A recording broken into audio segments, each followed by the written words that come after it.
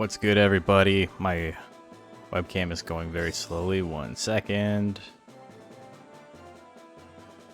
It has like a low light compensation thing. I've talked about it a couple of times, but it cuts my frame rate in half and looks real dumb. So there we go. We got rid of it. How's everyone doing? Hope you're doing okay. Hold on, my headset's super loud. There we go. I had to fix that real quick. It's been a little while since our last stream. Our last stream was on YouTube, and streaming to YouTube fucked up my entire stream, and I had to redo a whole bunch of stuff, and so that was a lot of fun. You can currently see my latest subscriber is literally no one, and that's got a lot to do with YouTube being dumb and some other fun stuff there, and the way that Streamlabs deals with YouTube streaming compared to Twitch streaming. There may be little hiccups, technical hiccups in the stream as we go forward today, because I'm kind of ironing out a few of the kinks behind by streaming on YouTube. But yeah, welcome back. We're getting close to the end of Rank C. We've got today, we got tomorrow, and then we've got the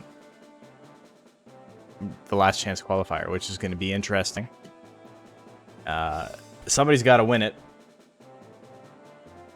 But it truly will be like the best of the world at that point. The only monsters left will be ones that could not make it out of Rank C regularly. And as you guys can probably tell, I did work today, and I got a neck beard because I was too lazy to shave coming on stream. So you guys are going to have to deal with that shit. Sorry, not sorry. Ronald Servo. We've seen him fight. He's a hanger. He's pretty good. We got Santana 2, who we saw fight last tournament as well in 20B, but that's just due to the nature of how things work. That's what we're looking at right now. Santana 2's fighting again. MCGM belongs to Matt Moore. Sugarloaf is Freya's monster. Astrid also belongs to Chaos, the person who owns Santana 2. Hair is Bio's monster. Amuro belongs to Zanaga. Amuro's gotten close. Amuro is probably one of the riskier monsters in the league. He does pretty well. Didn't you already fight? Yeah, dude, there's like 17 monsters left in Rank C. Like, what do you want me to do? You know, JP, I'm gonna be real. I can't be explaining stuff to you if you don't have your volume on. So, I don't know what to tell you. Cat. We haven't seen Cat in a little while. Cat belongs to Damon. There you go. There's your introduction. It's monsters. It's Monster Rancher, baby. You already know. At work, by the way, can't hear. Yeah, no shit. Otherwise, you would be asking me questions that I literally answered like seconds before.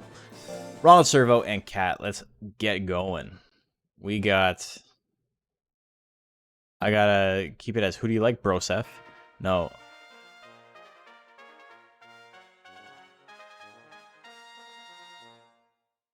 We gotta change it. What's it gonna be? It's who do you like, Brochacho? That's what we're doing this time.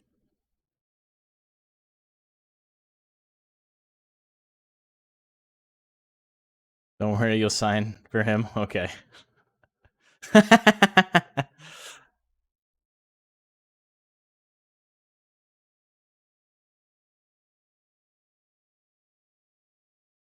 JP, like, what? I don't understand what's going on. Yeah, no shit. You don't have your fucking volume on. Like,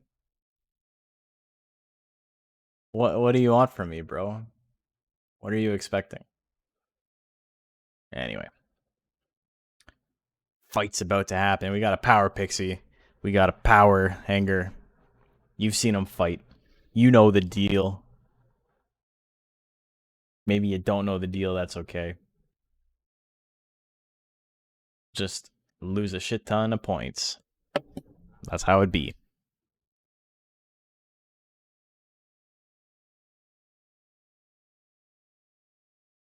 Okay.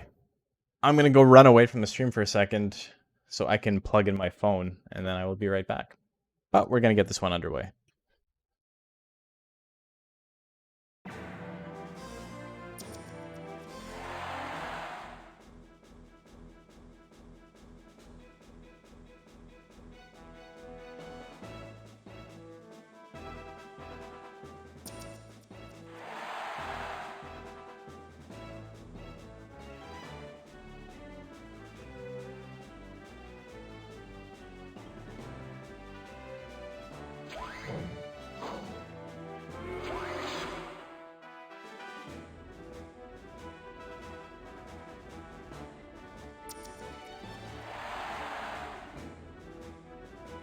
Back in time just to see a crit kiss.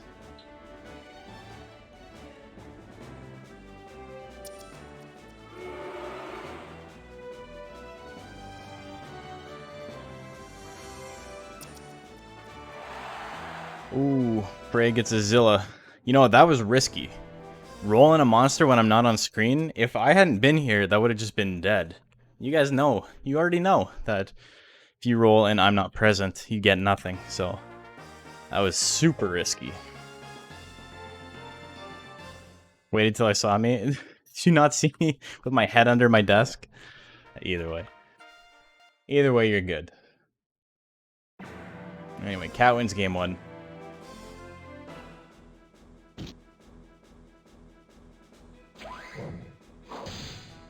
Hits the hammerfall. That's kind of what I was expecting game 1 to look like. But nevertheless, she persisted. Goes for the kiss, misses the first time at 80%, hits the second time. Moves life on the edge. Seems that way. Freya gets another Zilla. Freya's got 2 Zillas. A pair of whales.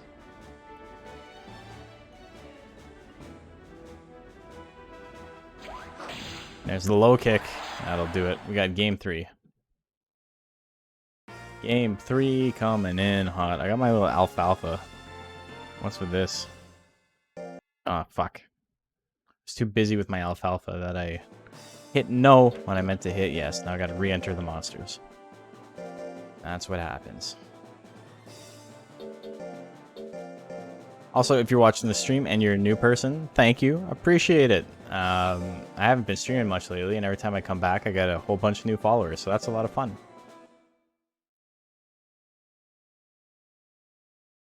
Did Kat actually get grit? She did.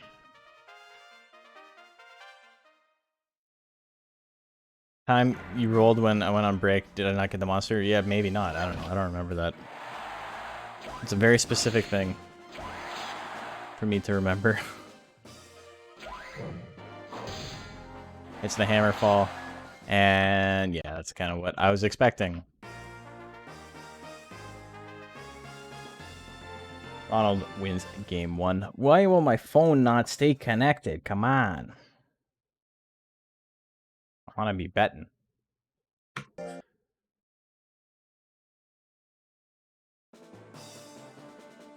Okay. More surprised I hit game 3? Same.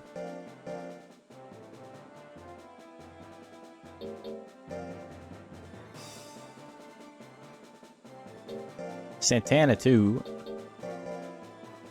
Oh, dude, why are you asking me this? Like, what's the goal here?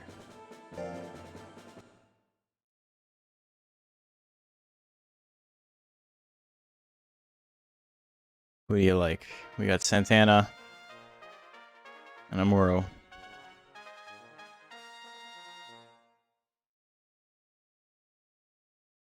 Error. Oh, okay, never mind.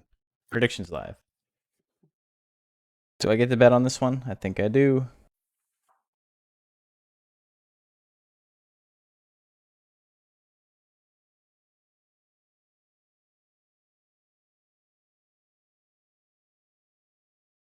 Maybe I do.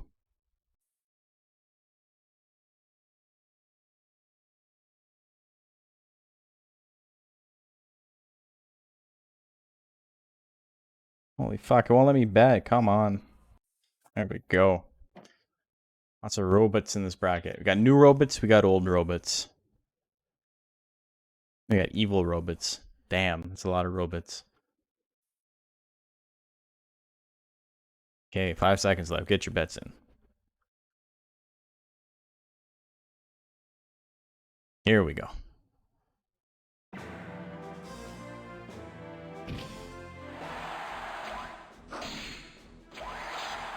Decent damage there from both guys. By decent, I mean pretty low. But here comes a laser cutter, 333. Big crit. Looking nice for a Muro. Clawsaw gonna do a decent amount of damage. Muro's still chilling though. Big chillin'. About to lose the Leffen. Claw assault at 66%. Hair tonight? Yes, sir.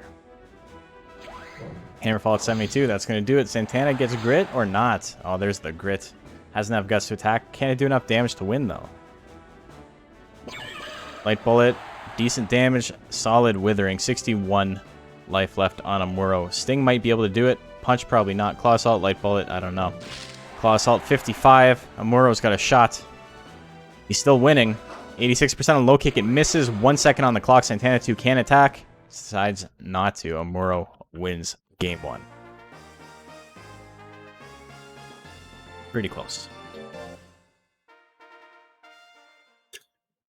Game number 2. Claw Assault missed at 66%. Laser Cutter at 65. That one hits. Ooh, 256 damage, minus 14 guts. Light Bullet spam could probably bring this back, honestly. Oh. Just subscribe. Wait, hold on. All my subscriber things are gone now? What the fuck? Well, Dean, thank you for subscribing on YouTube. Hold on, let me check my YouTube real quick. What the fuck is happening here? Will Dean subscribed on YouTube. Apparently, I don't have a different notification for YouTube. I'm not streaming to you. Am I streaming to YouTube right now? Is that what's happening?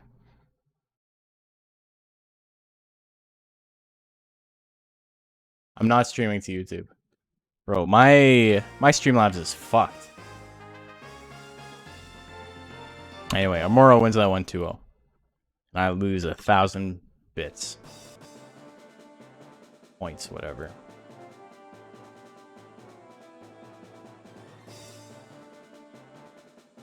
The consistently unlucky monster you've ever seen? Yeah, so unlucky, it literally dodged a 90% move to almost win game 1. You know what would make Santana more lucky? Having a move that did more than 50 damage. That would help out, like, significantly. The monster would have much better luck winning if it did literally any damage. It's got good stats and just 0 output. Just subscribe. Thank you for subscribing on YouTube. I appreciate that. That's so weird that it's a different... It doesn't follow the same animation, though. Okay. Next up, we got MCGM. And Hair. Predictions live. I got no points left, so I'm not betting anymore. I'm just going to be hanging out. Hanging out, gaining points.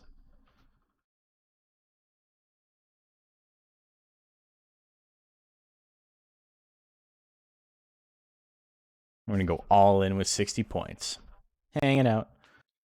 Down the street. I was thinking the song from Birdemic. I don't know if you guys have ever seen Birdemic. But there's an entire scene. It's like a terrible movie where they're being killed by birds. But it's not the birds. It's got some stupid environmentalist twist to it.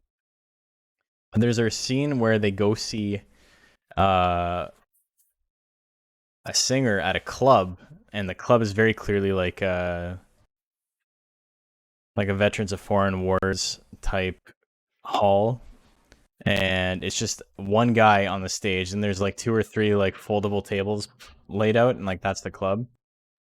And he just sings "Hanging Out with My Family" over and over again, and the scene goes on for like 3 minutes. It's great.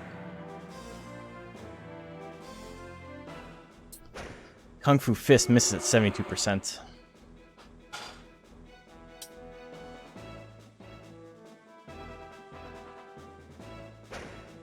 Kung Fu Fist missed at 68%. And there's a whip. A lot of missing going on. Beam, 54 lands. Ooh, that's big damage. That's big ass crit. Let me check my my Streamlabs stuff while I'm here.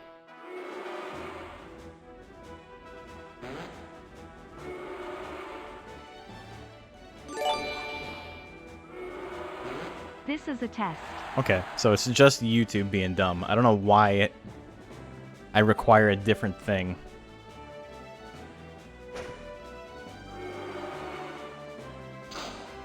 Shit's wacky. Oh, power Kung Fu Fist only doing 133 damage. Not enough. Procs MCGM's anger at the end. Just to be a jerk. Didn't do anything, though. Game 2. The blob. The blob who dodged everything. There's a Kung Fu Fist landing 81 damage.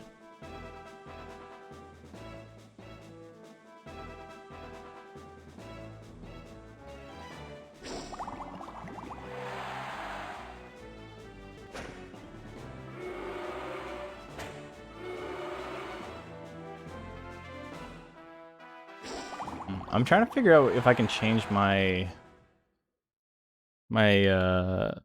subscription buttons and stuff while we're here, and I don't think I can. Damn. Well, MCGM wins that one 2-0. That was pretty quick.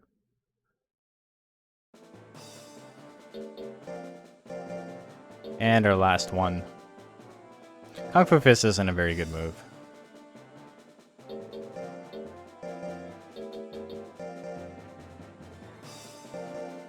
It's like 18 force, or like 15 force with like 18 chance to crit or something like that. Not good.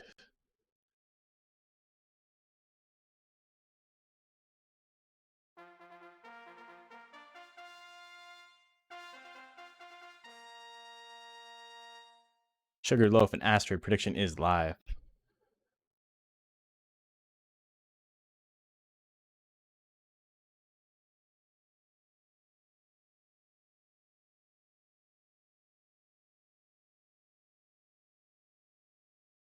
Maybe it's because I'm live, but I can't even remember how to get to my... No, it's chat settings. Stream, output, audio, video, hotkeys, advanced, scene collections, notifications.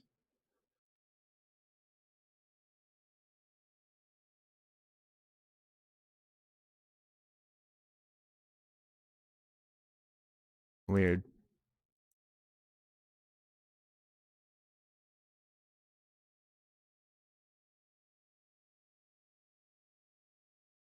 I just tried to open a window and I think it froze.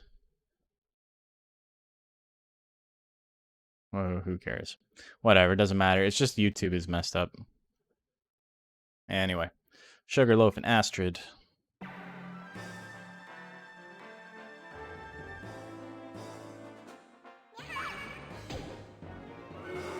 Quick miss from Astrid to start things off. Flying Mask can do a little bit of damage, but not a whole lot. Only 53, minus 11 guts though.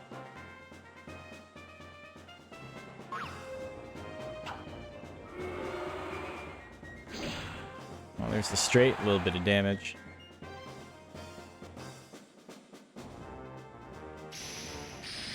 And Thunder, even more damage. Sugarloaf doesn't have the best power stats, but does have 2 power attacks for some reason. Asteroid hits a punch, 76 damage. Ooh. Let's hit with another straight. Asteroid with a big guts lead now and anger. If it lands something here, that's probably the game for Asteroid. Maybe not punch. Oh, you know what? Crit punch will do it. Asteroid wins.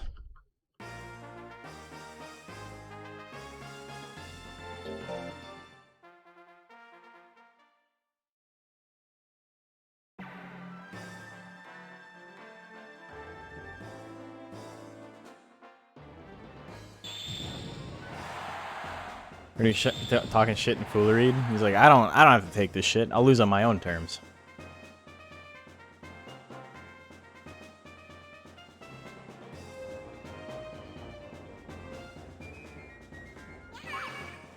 Well, diving press can do a lot of damage. 248, big ass crit there.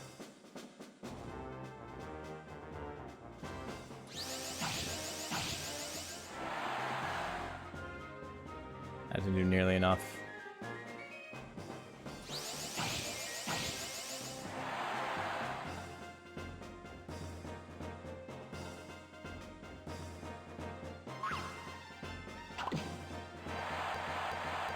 Oh, Accidentally clicked on the wrong button. I almost closed my emulator. Astrid with the Fury Punch KO. He's going to win that one 2-0. I clicked on the wrong thing. Okay, so Astrid gets a win there. Let's take a look at our standings right now. We have a nice pattern going on. Nice little pattern. Look at that. Win-loss, win-loss, win-loss, win-loss. Fantastic. First round doesn't matter. I show you more so I can do easier breakpoints when I'm putting timestamps on my VODs. There's not a lot of info to glean from that. Bunch of monsters won, bunch of monsters lost. That's about it. Cable guy came over and you were just not hearing much. Like he was talking to you and you didn't know what was going on. You're like, who are you? And why are you in my house? Just like those classic picture frame nudgers who commonly asked questions. Okay, let me get this prediction live. Why is this like this? Get out of here. Oh, shit.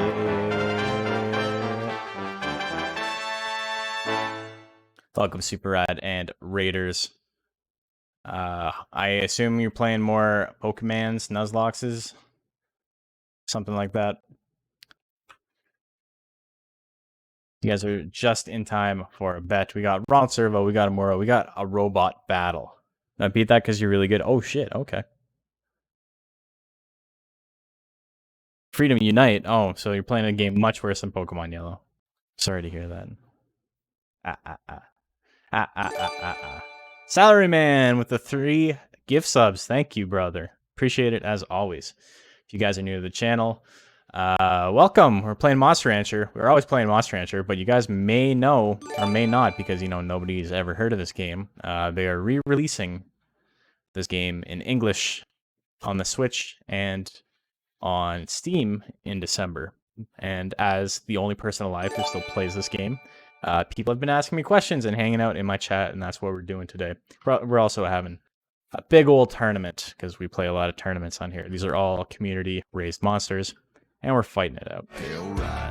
Hell right. Sir Generic of Name. Or Sir Generic Cove Name. Thank you for the follow. Appreciate it. Look at all the Nighton Pogs. Robot fight. They gotta bring back BattleBots. Scrimblow7 followed me. Thank you, Scrimblow. Sir Generic of Name.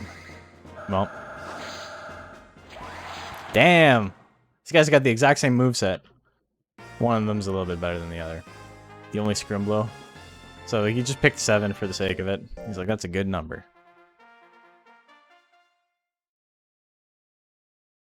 But yeah, we're playing Monster Rancher tournaments here. We got 2 hangers fighting them. Laser Cutter, 67. That's big damage. Is Ronald Servo going to do something in return? He's got a punch, missed at 71%. Good God. Misses the punch.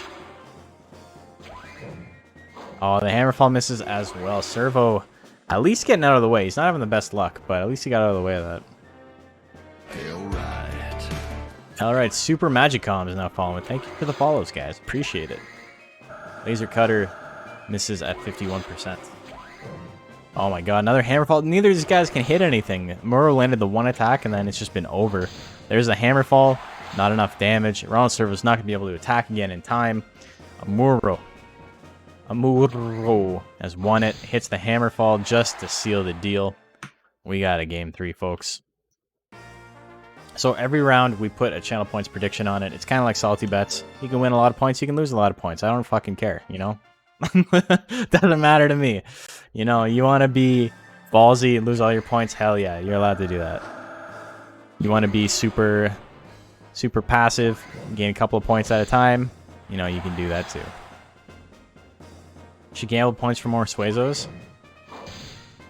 That sounds like a good strategy. Amuro with the 2-1. Good. It's a good upset.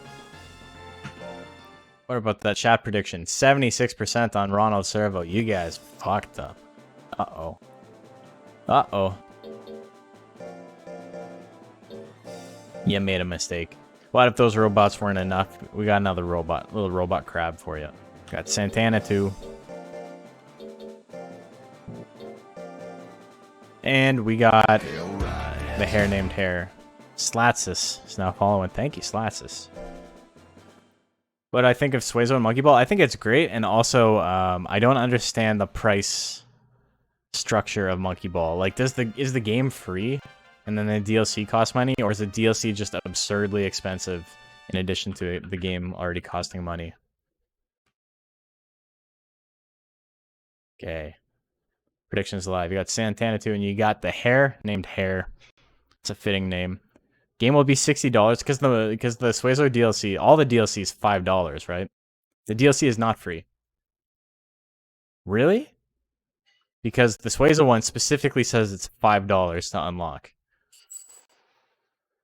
Collab DLCs are 5 USD each. Yeah, I like Monkey Ball. I think it's a fun series. I love Monster Rancher. I think it's a great series. I'm not paying $5 for Suezo and a ball. You know, if you want to be that person, Godspeed. But I'm saving up to buy a house. And you know, all those monkey balls, they add up. It's like the avocado toast. You can only buy so many monkey balls before I've put myself in the hole. And I can no longer be a homeowner. That's what they say anyway. Number one hurdle to owning a home is too many Suezo balls. Now, some characters will be unlockable in game. Yeah, I know it's not like all. It's not like one or the other, but I had seen that the Suezo DLC was 5, and I was like, Jesus, that's a lot. It's a lot for a thing that essentially has like 10 frames of animation.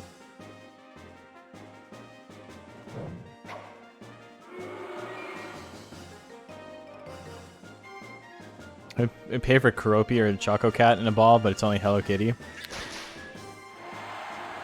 We're not going to talk about Pochaco. Pochaco is number 1.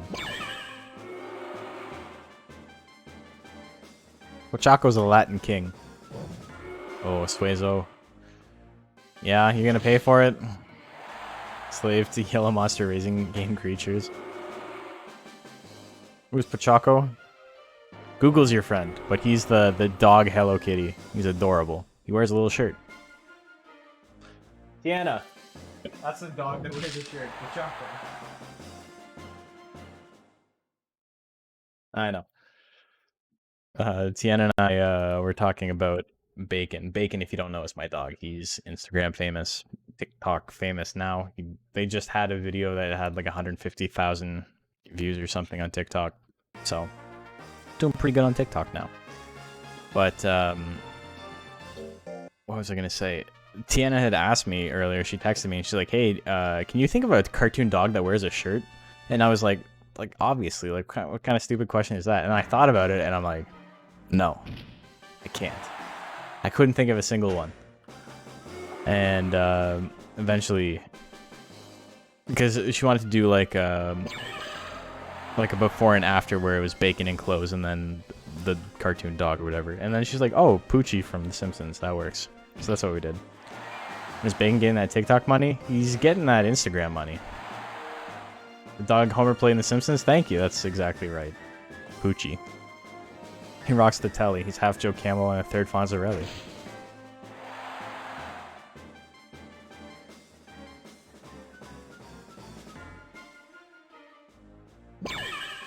Light bullet missing. Hare won game 1. Hits the back bullets. Yeah, didn't do enough damage. Hare needs some more power. Power in those fists.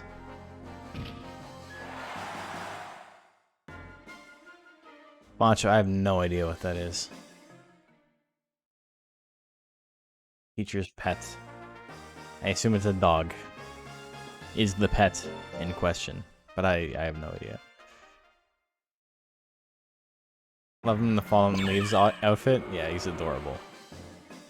We make all, or we say we, but I mean Tiana. Tiana makes all the clothes. She's very good at it.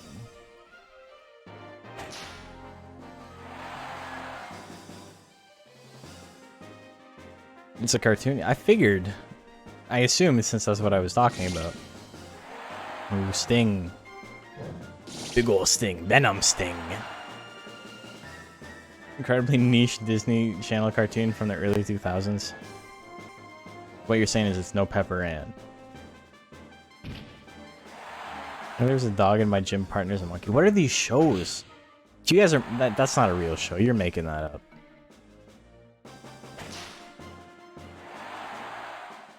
Bacon emo. That's pretty close.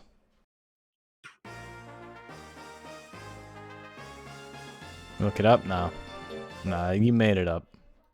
It doesn't exist. Anyway, heroines that one. 2-1. Didn't Doug's dog wear a shirt? Pork Chop? I don't think... Did Pork Chop wear a shirt? Or is it just because he looked like Skeeter?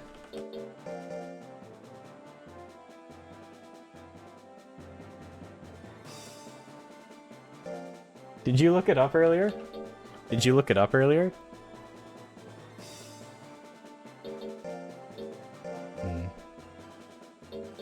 No, Pork Chop wore a big collar, apparently, according to Tiana.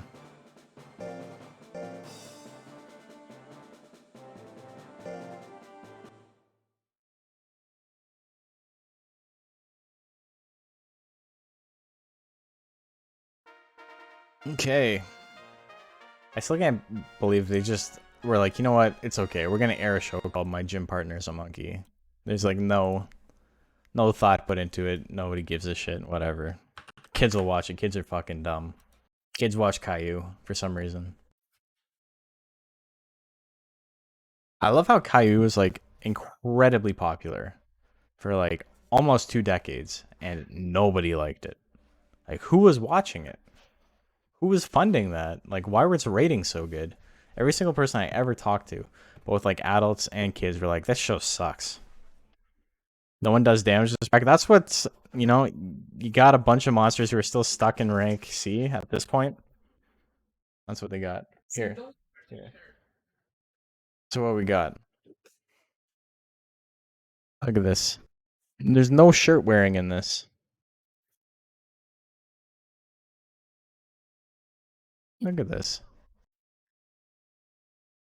There's 0 shirts.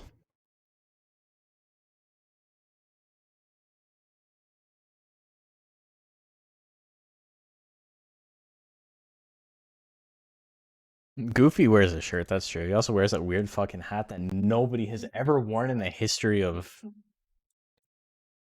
Nobody's ever worn Goofy's hat. That's like not a thing. Like, what is it? It's like a top hat, but also a ball cap. It's like a train conductor's hat. I'm gonna Google, what type of hat does Goofy wear? That's what we're doing right now.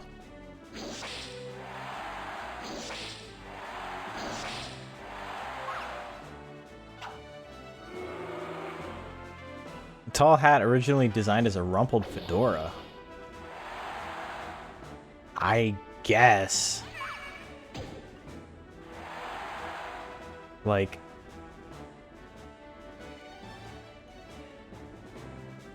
I guess is my answer to that.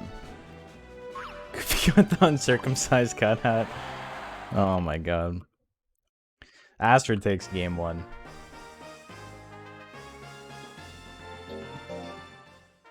We talk about Goofy's foreskin hat as Astrid wins game 1.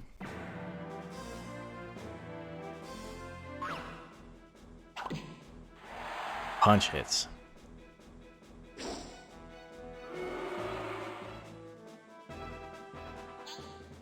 Perforate lands, that's more withering. MCGM, anger, second time. Almost like that withering didn't really matter, but he does have quite a bit of damage on him right now. Beam gun, still had anger active. Decent amount of withering, solid amount of damage. Astrid still in the lead, gets anger of her own and a diving press. Jeez. MCGM into the yellow. No anger from him this time. Both can hit 45 around the same time. They can both attack. Who's got it? Suffocation lands. A little bit of damage. Not nearly enough damage.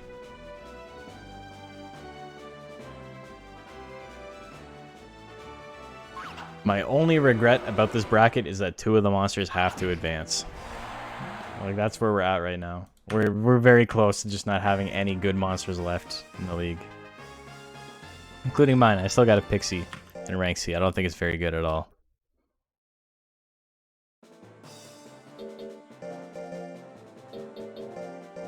But our last matchup, we got Freya's monster, Sugarloaf. And we got Cat. There's 3 Pixies in rank C. I think Pixie is the monster that struggled the most to get out of rank C.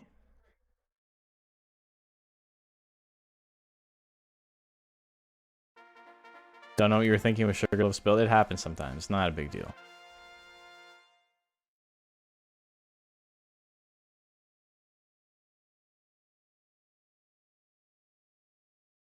Time to recruit your circus. You got enough? Oh, he's gonna roll. Watch out. Here it comes. He rolled. Oh my god. He got it. Congratulations, Cheesy. You finally did the thing. Let's go.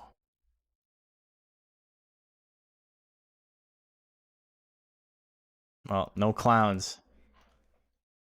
First person to get a Metalner. Never seen a Mondo before? There's only 5. That's the first Metalner we've got, though.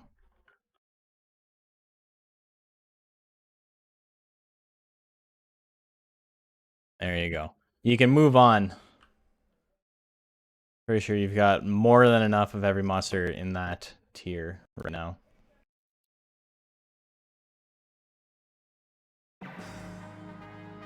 You're in a Monster Rancher stream chat, Cheesy. You'll never be free from the clowns. It's Clown Central in here. This stream is just like a condensed clown car. It's a clown car. It's a clown car that has other smaller clown cars in it.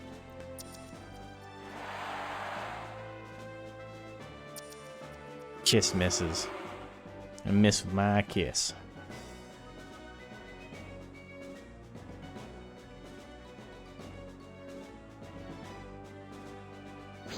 Straight hits.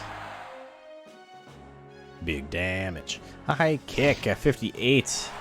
Damn, Cat's in the lead now. I love how Inception has become a word that means a thing within a thing instead of just what the word normally means, which is the beginning of something. Like, our lexicon has just changed completely.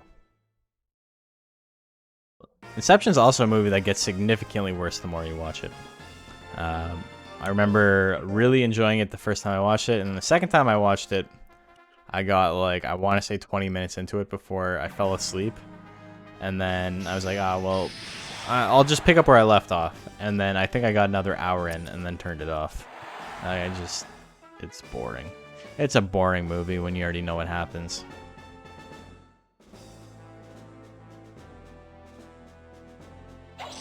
Hat lands. Decent damage there. Sugarloaf's got a pretty good chance to hit. Recursion is the word for that. That's exactly right. Oh, does foolery. That's her classic. That's the classic Cat. Never watched it? Well, there you go. Recursion isn't inherently a thing within a thing. Recursion just means a thing that references itself. That creates an endless loop. Damn, the double firewall. Sugarloaf gets the win.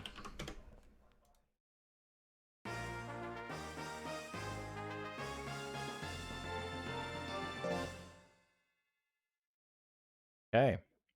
So, let's take a look at our standings as I update them. We haven't updated them yet. We got Moro at 2-0. Look at that. Dark Horse.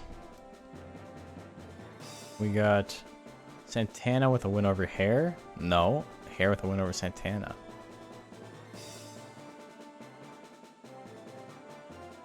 MCGM loses to Astrid. And Sugarloaf with a win over Cat. So right now, we got Astrid and Amuro with 2-0 record. Ronald, Servo, MCGM, Astrid, Sugarloaf, and Hare, all with 1 win apiece. She got fired up just to lose. That's how it happens a lot of the time. Okay, next up we got Ronald, Servo, we got Hare. Both of them with 1 win and 1 loss. So one of them's going to go to 2-1.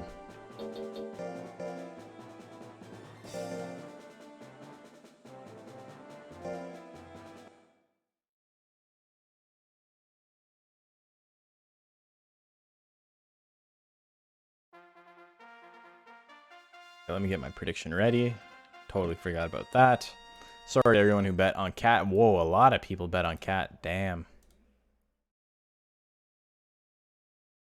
That was maybe not the smartest bet I've ever seen, but there you go. Ronald and Hare, Predictions Live, make your bets. Thank you to everyone who's still watching. I appreciate it. If you're super new to the channel, I also have a YouTube channel where I've been making videos. They're kind of long form essay / instructional lesson plan type things for the game. So if you're interested in playing when DX comes out in December, there's lots of resources available. Not only from me, but you know, it's my stream, so I'm going to promote my stuff. Other people have made some good videos too. 15 seconds left. Get your bets in.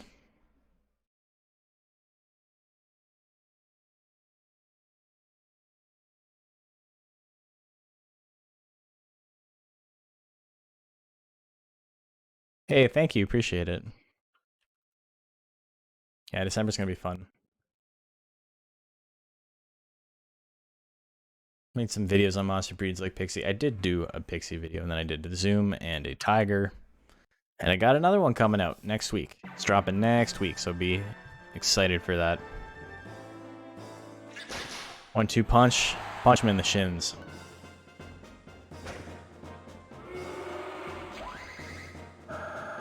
Laser cutter misses at 48%. Who's next? Suezo? Not Suezo. Suezo seems like it would have been a good choice for the next one, but it's not Suezo.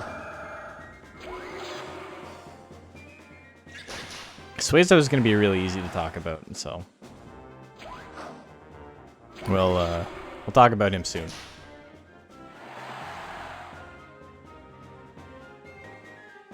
Work has been killing me lately, though. Because I work a freelance schedule, I tend to say yes to every job that's given to me as long as it's something that I feel it gives me like enough pay that I feel I'm like is worthy. Because I don't know when my next paycheck's coming, right? So it's a lot of like banking everything up front in hopes of being able to stave off a rainy day. And because I work in a live events type sector, winter is always kind of a slow season for me. So I've been working crazy hours lately, but next week I work Monday, and then I got Tuesday, Wednesday, Thursday off, and then Friday I think I work at like 6 p.m. So I have almost an entire week to dedicate to streaming and making the video, so. Hope I'm getting sleep. I've been doing okay. It has meant that I haven't been able to work on anything, and I've barely been able to like do any hobby stuff, but I've been sleeping okay. Everyone giving me shit about accidentally sleeping through my planned stream yesterday. That's why. 85-hour week will do that.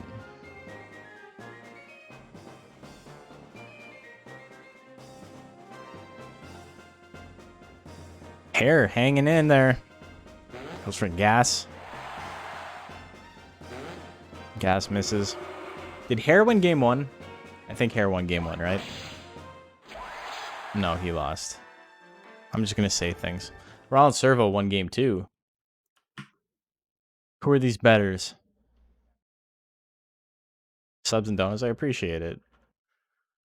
Don't feel obliged. I'm doing okay for money now. But I... see, the thing is, I wanted to make a Patreon. It is 1-1, yeah. That's what I thought. I wanted to make a Patreon, and then as soon as I was getting ready to get it set up, work came back. And I thought the worst possible thing I could do is make a Patreon and then just be like, hey guys, I'll upload shit when I can. Like, I feel like if people are paying for something, they would feel... I don't know. Like, you guys are cool, but I don't know a lot of people on YouTube, right? And I feel like if people decided to give me money, they may feel entitled to a product. And, you know, rightfully so. Rightfully so, if I'm being honest. But I just don't have the time to, like, put out a video every week or whatever. And so I was like, you know what? Maybe I just won't set it up. Everyone knows that Patreon is an anagram of peon art. It is. It's very true. And what do I do if not make art for the peons? I'm one of them after all. The double gas. Who would peon art? Brother, you're new to the art scene if you think nobody would peon art. Ronald Servo's gonna win it 2-1. Hare gets the grit, but there's no time left on the clock. Banksy. Banksy would do it.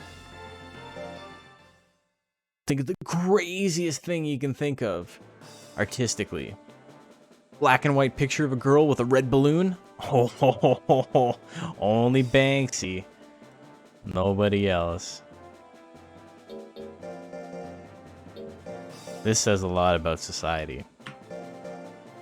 Patreon supporters are more flexible if the creator doesn't have a settled content schedule. So, yeah, the thing is I just don't know enough about it, right? And that's not to say it's not a thing I can't figure out, but I felt like right now is kind of a very bad time to start up something like for people to give me money, you know? I got one of my first donations a little while ago, and that felt very good because it means that people like what I'm doing. Santana and Astrid, Chaos's monsters gotta fight each other. Got a black magic woman. And a cat. Woman in a white void drinking colored fluids and vomiting. No, this isn't discussing French pornography, it's modern art. What are you talking about? Did Banksy do that? Banksy did that. It's true. I heard it. I heard it on my stream that Banksy did that. Free Patreons that finish art semi-regularly and do sketches and simpler stuff in the meantime. But the thing is, I can't do anything in the meantime. What I'm doing in the meantime is work. If I started a Patreon, it would literally be, you will get shit when I'm done. And otherwise, I don't know. I got nothing for you. Like, literally nothing for you. I'm really selling... If you guys are watching this on the VOD at a future date when I do have my Patreon active, check out my Patreon. I swear it won't be as bad as what I'm making it sound like right now. Sub streams in the meantime. There's a... Me and Kyle work in a very different economic circumstances when it comes to our content creation.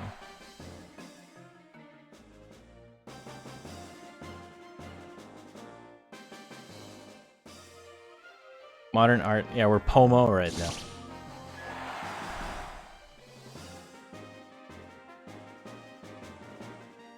There was the Renaissance, and then there's the Cubist period. There's nothing in between those. Then there's modern art, and starting in the 1970s, you got furry art, and that's what we're in right now. We're in the furry art period. That's it. Those are the 4 types of art. And before that, you had cave drawings.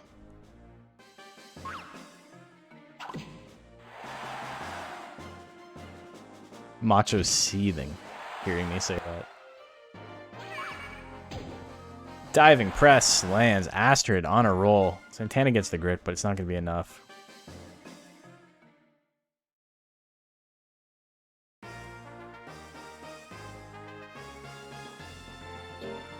But yes, Rosa, thank you for the ideas. I'm not trying to be super defeatist about it and be like, no, these good ideas you're giving me, fuck that. I'm just kind of like, you know, I wouldn't want to subscribe to something where the guy's like, I don't know, I'll make something when I feel like it. A golden nipple is subscribed with Prime. Thank you, a golden nipple. You're a furry and this is lies. Where's the furry money?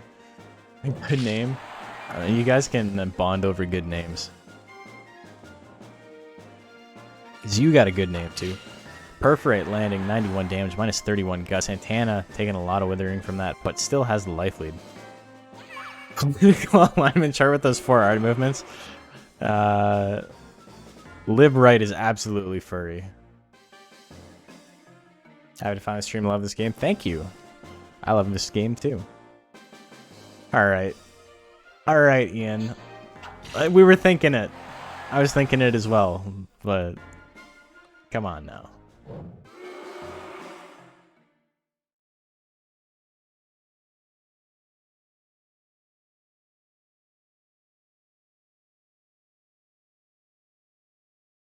Okay, hold on. There's a lot of stuff happening right now. Santana wins. No, Astrid wins. Is that game 1? That's still just game 1, right? Soul Bad Guy wrote, a piece of art that's just painted blue with tape in the middle, then having the tape removed so it's a stripe of white is fucking millions. Was flagged by Twitch because of the phrase white is fucking. Twitch does not want anyone to think that white is fucking. White is not fucking, according to Twitch. I'm gonna say it doesn't get more liberal than furry art, but there's some real Republicans in the community. Oh my god. The amount of, like, hyper-traditionalist furries is crazy. You know, I'm definitely not doing the thing. Pacifers, exactly. They're wild. The crazy thing is they don't think that Nazis would come after them. Like, why the hell? You know, I feel for you, Matt. I feel for you. Twitch is trying to bring me down. Twitch is trying to bring everyone down. Look at this conversation we're on. Everyone's having a bad time right now. The Dragon Furry. Oh, didn't he have one that was like in defense of child porn or something like that? Or in defense of pedophilia, that's what it was. That fucking weirdo. The blue dragon. Absolutely a dude whose like biceps are smaller than my kneecaps. First word you hear is Nazi. Turn your audio back off then. We were talking about you. The diving press lands. Astrid. On a 3-0.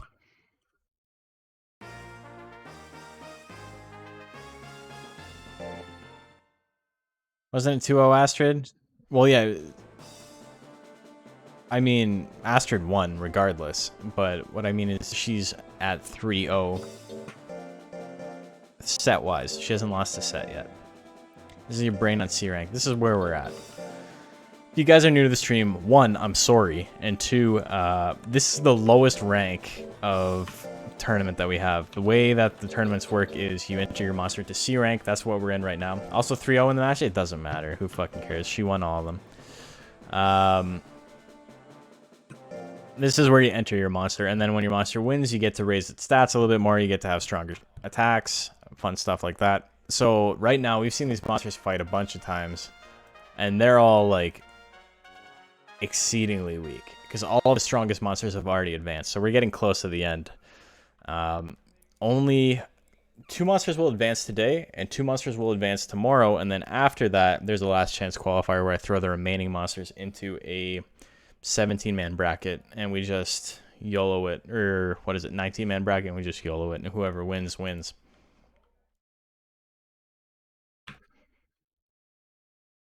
And then that's all those monsters move on to rank B, which is the next highest, and then it goes A, and then S, and then if you beat rank S, you basically go into the playoffs at that point. Or not the playoffs, you go into the grand final.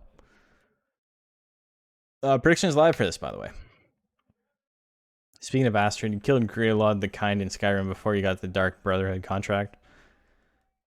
What's crazy to me about Skyrim is I probably have about 100 hours in it. I was so excited when it came out that I bought it without having a system of that generation. So I just played it on my friend's 360 until I bought my own 360.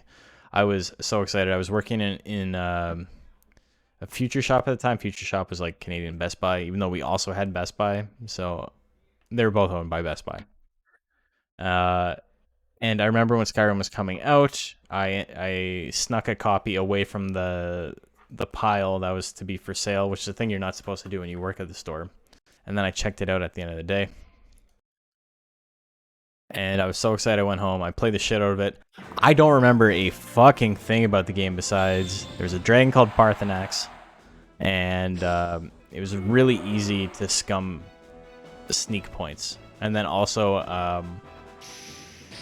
up in the northern area where you're on like the ice floes and shit, you can get killed by walruses and tigers. I don't know why there's tigers there, but there's tigers there. That's basically all I remember of the entire game. And then the dwarves had like machinery, and I really wanted to like get the ability to have a little mechanical puppet, but that was never actually in the game for whatever reason. And yeah, that's about it. People bring up references all the time. I'm like, how the fuck do you remember the name of so-and-so? Like, I don't remember anything. I played the game a lot.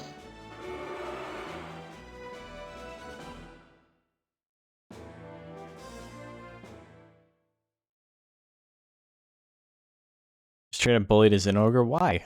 Why would you do that? If I was based, I would have stolen the copy? Brother. Do you know how close? I don't know if I've ever told this story on stream. I was so close to buying 10 MacBooks, 10 brand new MacBooks for $1,800 in 2010, 2011. And because what had happened was on my very last day at work, at this Best Buy, Future Shop technically, but I'll say Best Buy so you guys know. How did I have that cash back then? How did I have $2,000? I was selling weed at the time. I was selling so much weed. And I also had this, like, it's $2,000. It's not that much. Oh, 1,800 each? No, 1,800 total. No, 1,800 total. Because there was an error in the system and they were all 90% off. And it was very clearly an error. It was very clearly an error. But what I the stupidest fucking salesman on the floor. It was like his first day. And I just bought a ton of them. And I had checked out and it was all good. And then as I was walking out, the manager's like, no. I can't let you do that. I'm like, oh, well, why not? He's like, well, that's an error. I'm like, really? It's an error? Oh, no. So how much are they? He's like, no, they're like $1,900, $1,800 each. I'm like, oh, well, that's too much money. So I was like out the door. I was so close. I would have made a fucking killing. Can't believe that guy sold them to me. Like, what kind of moron do you have to be to not realize? What's really funny is me and my coworkers were all talking and we're like, we gotta find the stupidest fucker in the store to sell us these because nobody else is gonna do it. Everyone else is gonna realize there's an error immediately. Was it JP? That's just mean. Are there policies to sell them at display price even if they're wrong? No, they are not. Specifically because they're willing to just take the hit on a lawsuit rather than go through any kind of nonsense like that. So Sugarloaf gets the win there. Was he stupid or just... No, he was legit dumb. Like I said, it was his first week or something like that. He'd only been there for a short amount of time. And he had like just got to a point where he was able to like clear sales on his own. There's policies for that here. Yeah, but I mean, all of that stuff has protections. If something scans at a price that's different than the sticker price,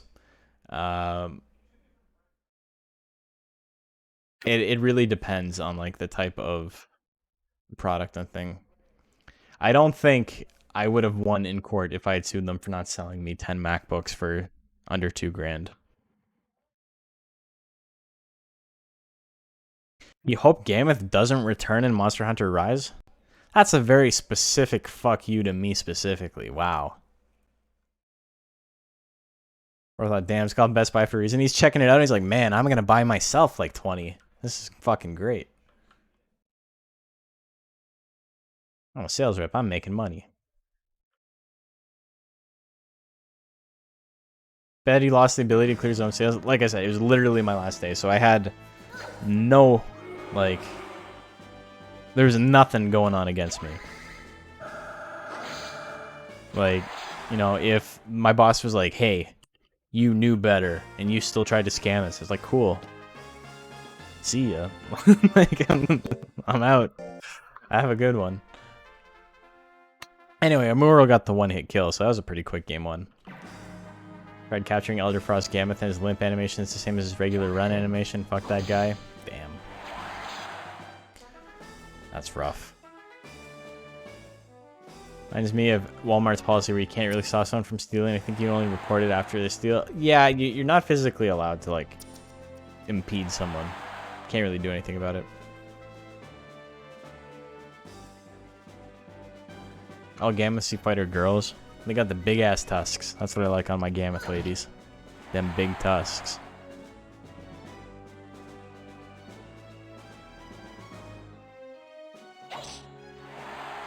Pat with the pat. And that's that. Here comes a hammerfall. I said it, and that's that a little bit early. It would have been much cleaner if I said it after Amuro 1. Either way, that's a 2-0. And super quick. Gammy Milkers. I feel gross for having not only read that, but saying it out loud. It's pretty bad. That's that fucking... Oops, we're on the wrong thing here. How did this get added? That's that influence from Kyle silking in. Why am I still on this screen? Why are you doing this to me, game? Brother. Where's my... Come on.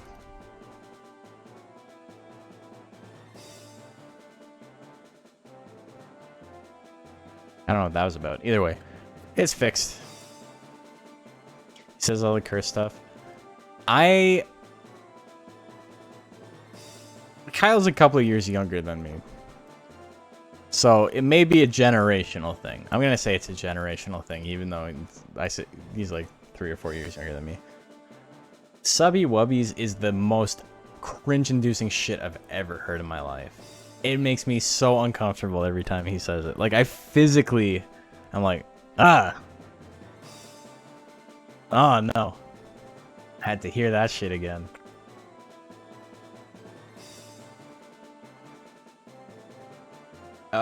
Astrid gets a win. Santana. Servo loses to Hair.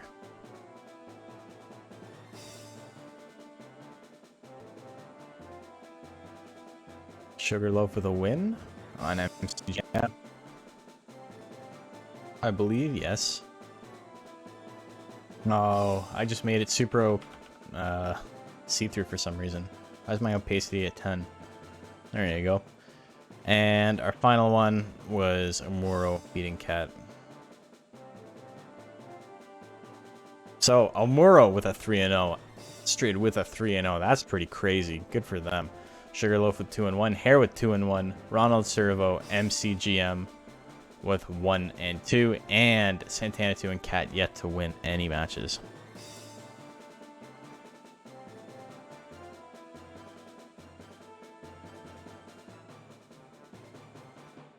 Hope the Monster Ranch reports are good. The series is down and beat enough. No need to kick it further. Brother. Having played the Japanese port, I'm going to tell you real quick, not to get your hopes up. The game is functional, but I don't know if I would call it good. And I'm worried that it's going to be a port of Monster Farm 2, like a localization of Monster Farm 2, and not a proper Monster Rancher 2 port. And if you're not sure what the difference is, oh baby. Monster Farm 2 is like an alpha version of the game. It's like it's barely functional in a lot of aspects. All of the animations look fucking terrible. Um, no, you know what? It's not the animations. The camera angles are awful. They just like focus on the most random shit all the time. There's plenty of attacks where the camera doesn't even zoom in for some reason, so you can't tell what's happening. And none of that is present in Monster Rancher 2.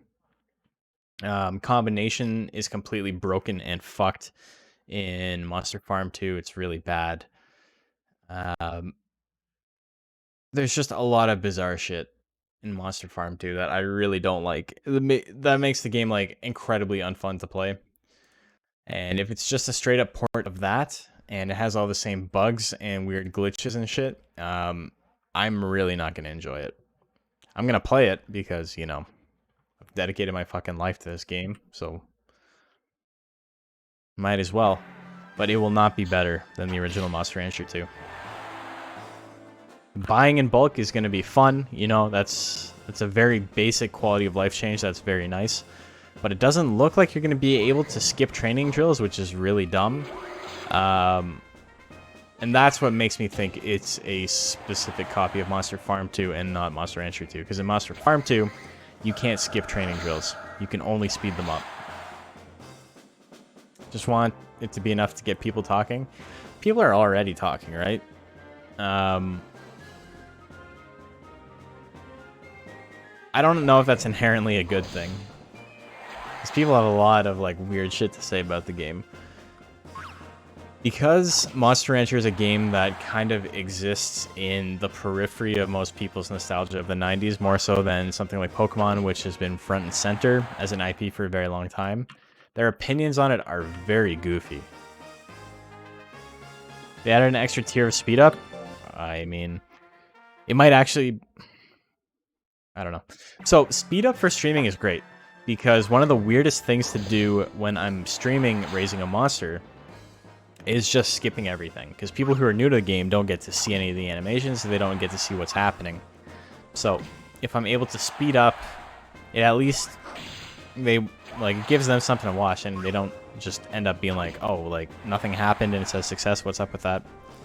They said they were basing it on farming the video. I don't know. Did they say that? I feel like people misunderstood a lot of what was said in the video and have made a lot of their own conclusions. I've seen people talk about differences to the battle mechanics and this and that, and I'm like, what the fuck are you guys talking about? How do you know any of this? I'm not saying speed up is better, I just think it's really funny. Well, triple speed is probably fine. I would be okay with triple speed. It'll still be slower, but it won't be, like, unbearable. Oh my god, the last second diving press. Astrid gets it. So that's gonna bring Astrid to 4-0. Astrid doing good.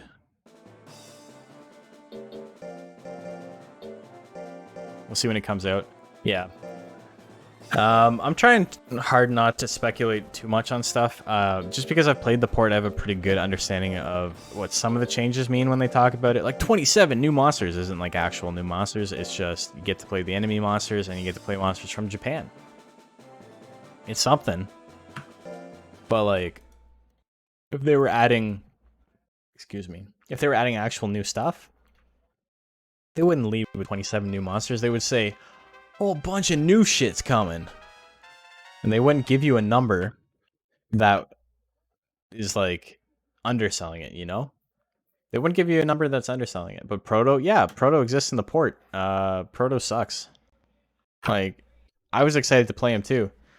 And then I didn't, and I was like, you know what? That's fine. I'm okay. He looks cool. Oh shit, a bunch of new stuff is coming.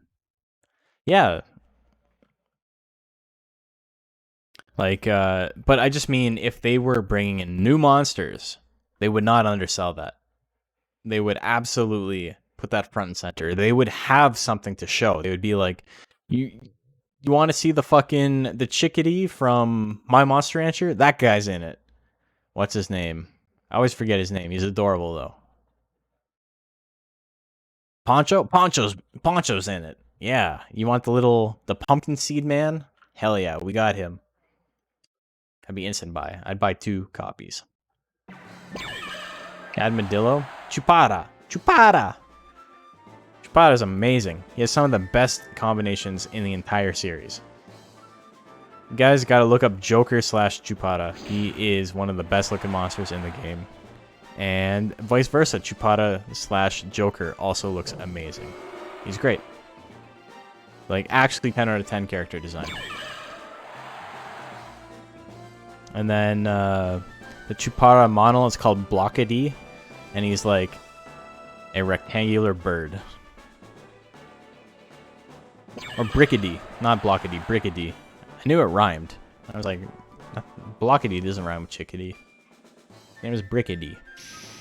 Thunder misses at 74. Chupada's based off of boss in Evo. Well, Evo did something right then, because Chupada is peak character design. He's a cute little boyd. A cute little boydy. Sugarloaf wins it. Santana, too, is having a bad day.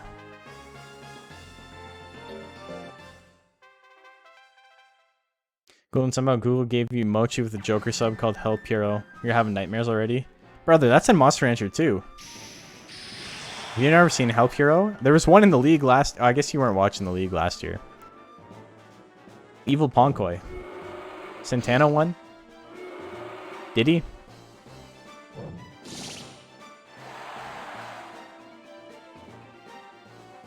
I gotta watch it back.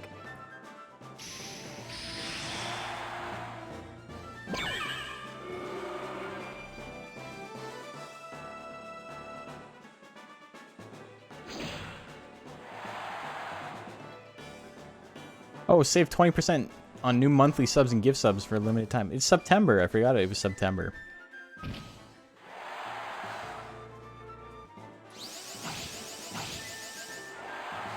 Santana is player 1.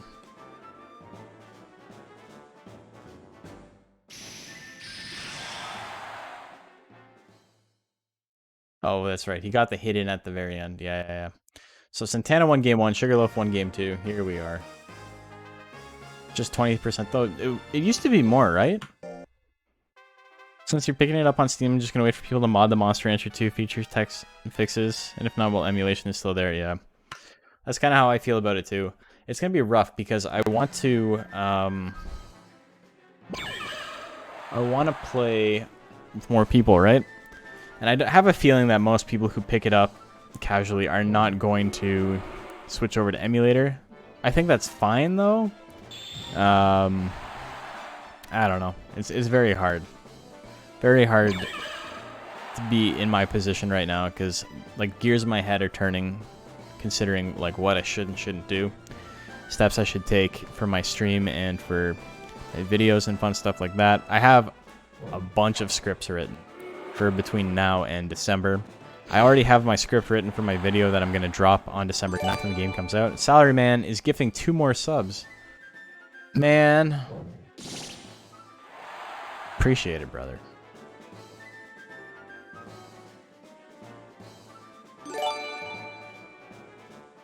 Flying Mask at 72%. It's not going to be enough. Santana gets its first win.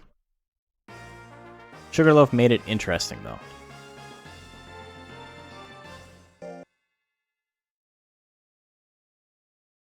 So, 2 more in round 4. Said they'll be making changes. They'll probably add the skip drill feature later, just so they have something to do. You're asking a lot from a company that promised a tournament. Okay, so I'm getting ahead of myself. So Monster Rancher is much bigger in Japan than it is in English-speaking countries in the West, and even in like the Philippines and stuff like that. Even though Philippines and Indonesia have big scenes, it's nothing compared to Japan. It's much bigger in Japan. I really wish they played a meta that made more sense so we could like compare. What's with the 5 gift subs? Thank you, Rosaleo. Appreciate it. But yeah, the Japanese meta is goofy, and not a lot of us like it because it's kind of like, yeah, it's a coin flip. Who cares? That's literally what it feels like 90% of the time. My gift got a sub. Oh, Moosey B Money, let's go. Boy. I know that guy. He's pretty cool.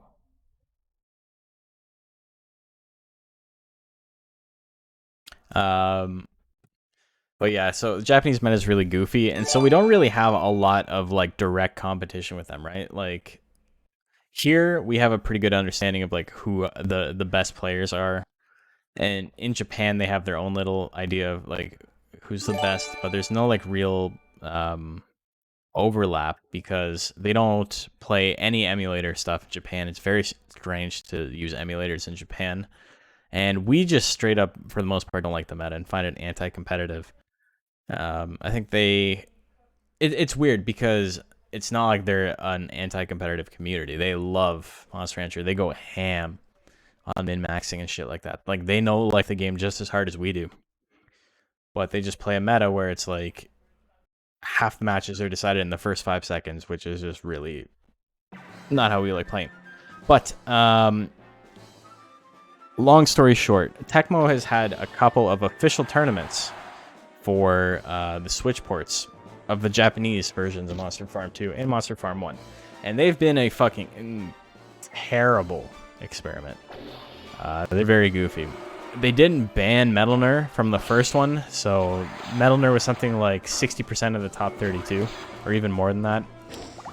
6 of the top 8 were Metal Nur, and then there's a Kamui, who Kamui is incredibly broken in the port. Only really loses to Metal Nur. And then like Punisher and Undine. And then Undine was the other monster in top 8. And that was it.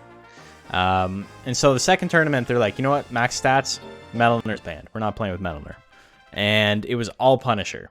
Because Punisher is fucking busted in a max stat tournament. He's incredibly powerful. He's so good. And so there was that. And then they're like, you know what? We're going to have a third tournament. And then they just didn't say anything. And then they're like, oh, don't forget, we're having our third tournament. It's coming up. And then like 2 more months passed and they didn't say anything. And then they're like, hey, new tournament. Don't forget about the tournament. And then again, nothing. Fucking radio silence. So they announced it 3 different times. And then they're like, oh, by the way, the tournament is a 2021 stat cap in, to say like, happy 2021. 2021 is maybe the most batshit fucking stat cap I've ever seen in my life. It is nonsense. There is, if your goal is to win, like if you're gonna make a monster specifically to try and win, and you're like, I'm a competitive person, I'm not doing this for shits and giggles, my goal is to be #1, you would not waste your time. Because you can make the dumbest monster in the world, and it has about, I would say, like a 40% chance of winning that tournament. Like, it is such a low stack. It is fucking stupid.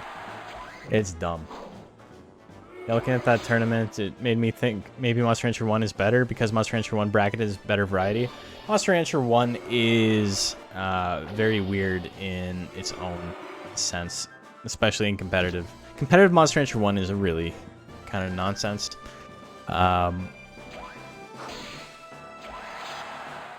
If you take a look... Okay, how do I explain this? If you take a look at some of the monsters that made the Monster Rancher 1 tournaments, the official tournaments, there was like a plant with like 10 HP that made top 8. It's kind of nonsense. Monster Rancher 1 also kind of didn't do a lot of things that I feel most people believe are like the correct way for monsters to exist in Monster Rancher. Like, for example, if you mix 2 monsters in Monster Rancher 1, their stats, like their stat gains were not like a combination of them. In here, if you mix like a Pixie and a Golem, it's going to have kind of middling power, kind of middling intelligence, because it takes a monster with really high intelligence, mixes it with a monster with really high power, combines them, you get something in the middle. Hold on. Did it just not play it? It didn't show it. I think JP got shafted there. I'm sorry, JP. But in No animation. That's fine. I'll just re-roll another one. Let me test. Let me see if I can fix it. This isn't for anyone. Yeah, no, it's not doing anything.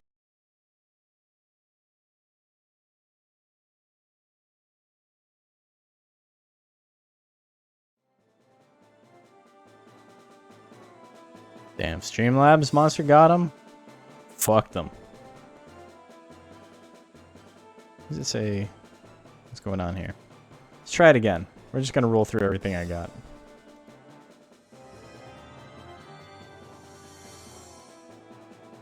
I cannot explain why it's not triggering. Let me try it on a different screen real quick.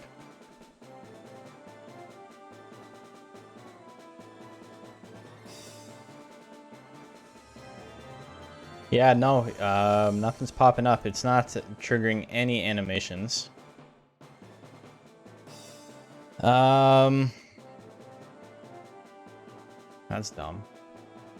I'm probably not going to troubleshoot this on stream. Just remember, don't do it. I'll roll a 5 for JP. Let me see if I can, like...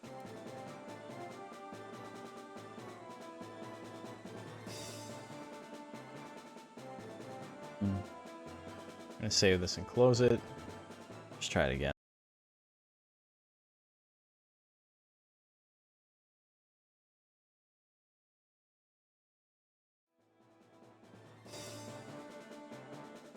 Yeah, that's really strange. There's no reason for it to not be working. Except now my Streamlabs is frozen. Sorry, so what I was just saying. Monster Rancher 1 is a goofy game competitively as well. It's definitely not a better game competitively. And in PvP, Monster Rancher 1 is even more broken. Like, if you have control over your monster, it's even more broken than Monster Rancher 1 is. Nothing in the entire Monster Rancher franchise is as strong as Queen Plant is. Because, getting back to my point, in Monster Rancher 2 and onward, when you combine a monster, it like takes their attributes and it averages them. Not so in Monster Rancher 1. Your monster that's a combination just has its own stats. So, for example, Queen Plant in Monster Rancher 1, it's called Allergen in Monster Rancher 1, has a 6 guts rate, despite the fact Plant has a 7 guts rate or an 8 guts rate, and Pixie has a 7 guts rate. They're combined, and the guts rate is better than both of them combined. Golem mixed with Pixie, for example, has a maximum intelligence gain and a minimum power gain, or a very bad power gain. Things like that. Those are like strong outliers, but yeah, Allergen is incredibly busted in Monster Rancher 1. I'm debating making an entire video on Allergen and how stupid Allergen is, but I have that intro in my competitive video that talks about it. Predictions Live, by the way, for Hare vs. Cat. Yeah, no, it's still not working. I think I'll probably have to reset my stream to get it to work. So just don't do any Moose Meadows stuff. Let me turn it off real quick, just so you guys don't waste your shit.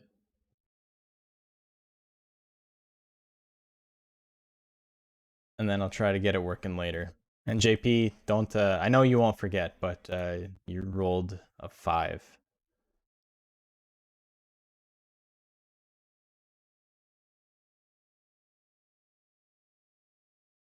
Okay.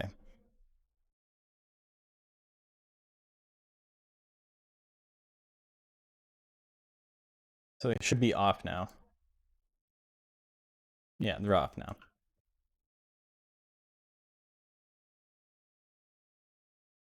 So yeah, it's one of those things where it's like, I already kind of did like 2 minutes of footage on it. Maybe I'll go into it more to talk about why it's so broken, but when I was talking about offense versus defense, I really went ham on why Allergen was busted. Playing Monster Rancher for years, but never knew the inner workings, so all your videos on the subject quite interesting. Well, thank you. In the port of Monster Rancher 1, there's actually a monster that's arguably better than Allergen. Probably not in PvP, but in AI versus AI, it's significantly better. There's a Magna, Golem Worm, that has an 11 guts rate, which is incredibly fast for a golem. And golem is very, very powerful, like a hard number 2. Maybe hard number 2. And Magnus Brown, so there you go. No, probably third best monster behind Plant and Pixie in the game in Monster Rancher 1. And this incredible guts rate gives him just so much potential to keep swinging. Magna is busted in the port. Like, incredibly powerful in the port. We saw a couple of them in the top 8. Why did my Pixie video have to be right about Pixie being bad? Pixie sucks. Pixie's fucking terrible. Pixie's been buffed in hard mode and she still sucks. Pixie's also probably the hardest monster to get out of rank C. So rank C being the rank C Battle League. If you go super ham into a power Pixie, you can make it work. But if you don't want to do that, you're kind of SOL. That's not to say that, like, my Pixie build, like, I built the optimal build and I still couldn't make it out. Like, I think I could have allocated her stats a little bit better, but my Pixie's struggling. Pixie, I think, is the worst monster in hard mode. Yeah, I think you can make that argument.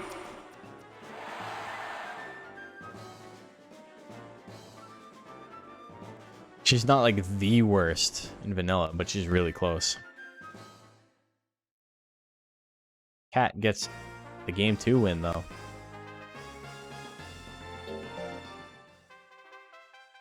A lot of my early thoughts about HM have changed pretty drastically. I used to think Arrowhead was really bad. I don't think Arrowhead is really bad. I just think Acrobatics is really bad. And by really bad, I just mean too expensive for the monster. Arrowhead's got a lot of good options. Roll Assault is still stupid. Claw Pinch is pretty solid. Long Punch is great. Hidden Sting is okay. It's a little better than it was. Oh, big crit on the high kick. Meteor is dumb. Meteor is so stupid in hard mode. High kick at 52. It misses. Hair's got a shot. Both monsters can attack. Kung Fu Fist at 58. Another high kick at 49. It lands. Do we see the grit? We don't. Cat gets the win. We love Meteor. In this house, we love Meteor.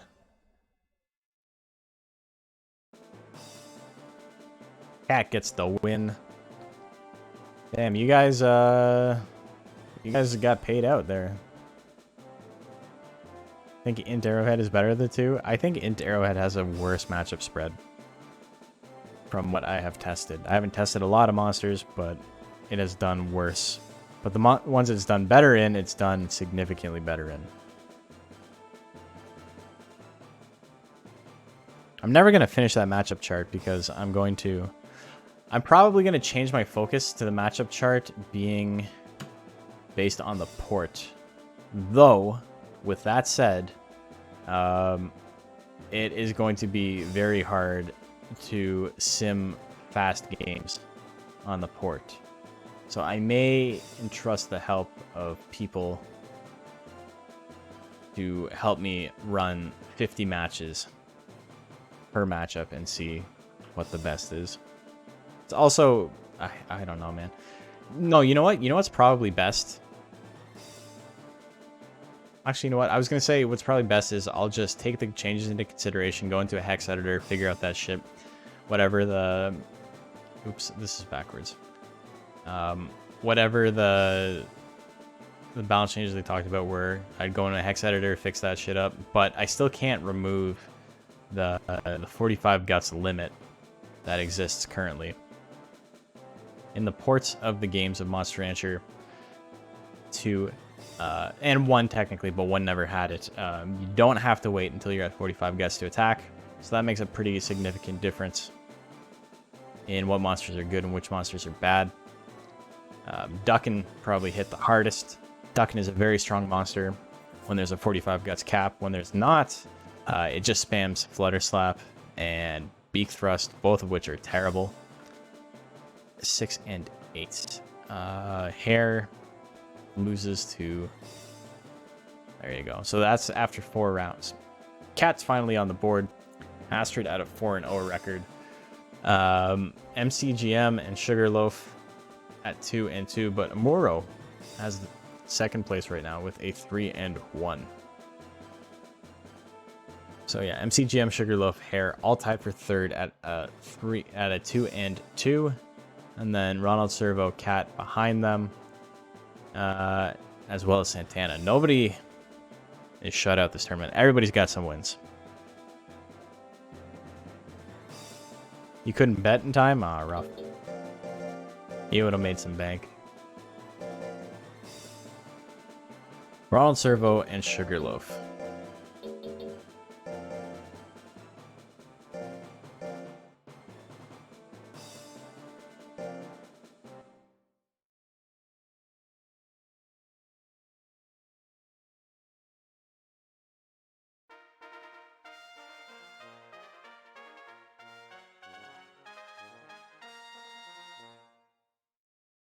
Ronald McDonald and Sugarloaf. Predictions live. Make your bets. Who do you like?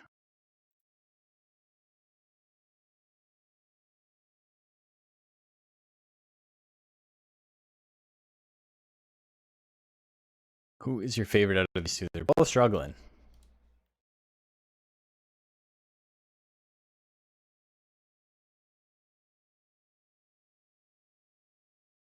You know what? He's being kind of a clown today. He's got one win. He beat Cat. He's lost everyone else. I think McDonald. If McDonald had a farm, he would put this boy out to pasture. That's all I'm saying.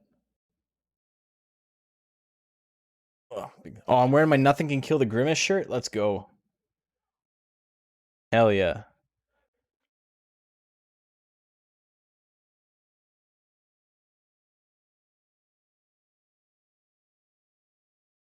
Just learning as you hunt. It's Tigrex time.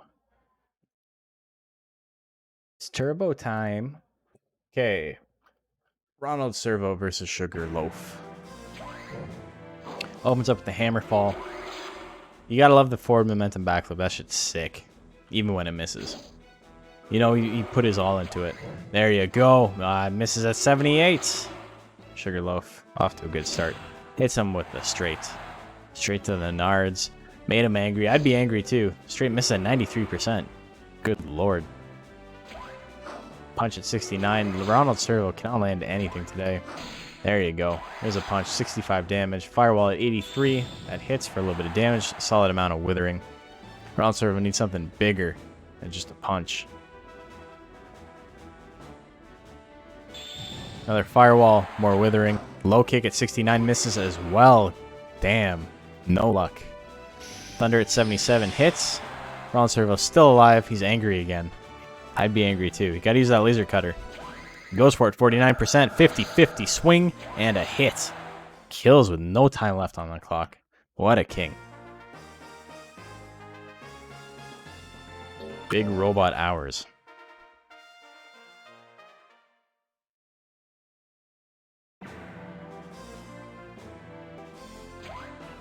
Punch at 66, lands that time. Firewall gonna do some damage and some withering, as per usual. Oh, time for Ronald Servo to do some foolery. Hits the flying mass, doesn't do a lot, but does wither for quite a bit.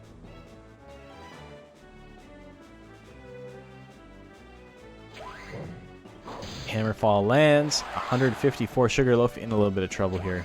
Laser cutter at 45. That's gonna finish him off. Do we see a grit? No grit. Ron Servo looking pretty dire in the first match, but brought it back last second and wins 2-0.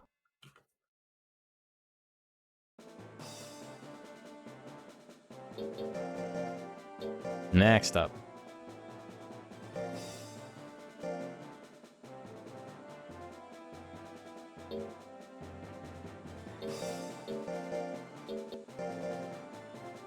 We got MCGM and Santana 2.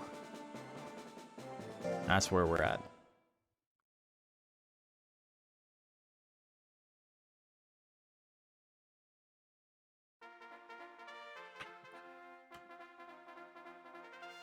Okay, predictions live. Make your bets. JP, yeah, we're gonna get tired of being wrong.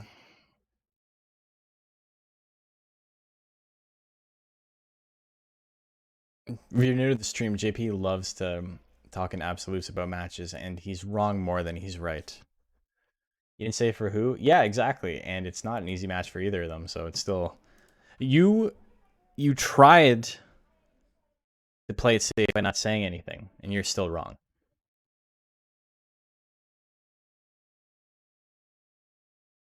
I think this is going to be a very close match.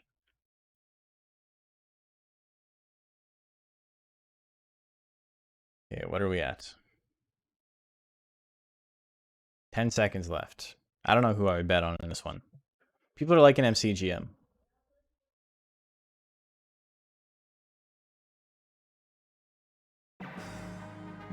Now remind Santana with the last minute rally, 1.5k. Beam gun at 74%. That hits. 114 on the crit. About a quarter of Santana's life is gone. It's the most damage MCGM can do. I guess technically crit suffocation can do more, but beam gun is much more reliable for the price.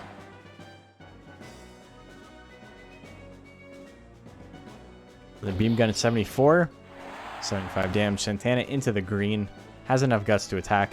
MCGM still sitting nice at about 80% life. Gets hit with the light bullet, that's a lot of withering. But Santana is still a little ways away from making this into a comeback.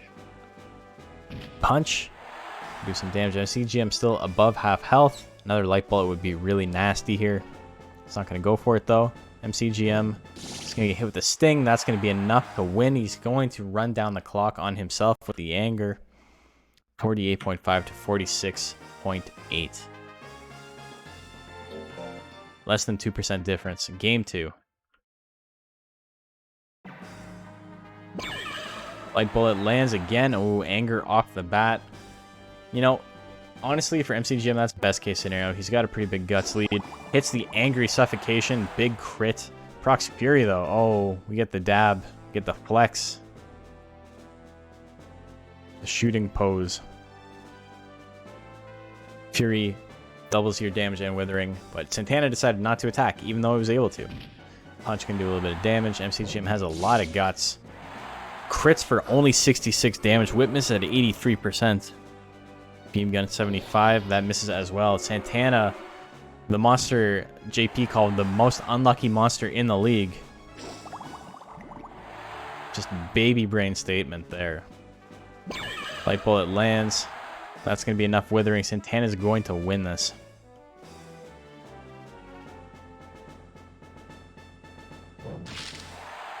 Hey Tix, how are you doing? Santana 2 with a 2-0.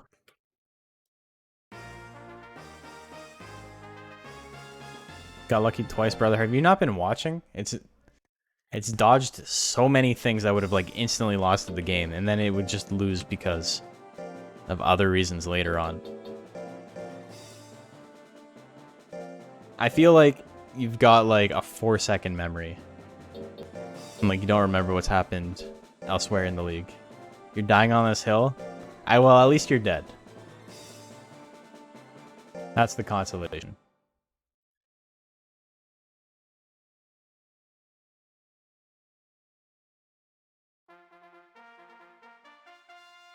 Astrid and Cat.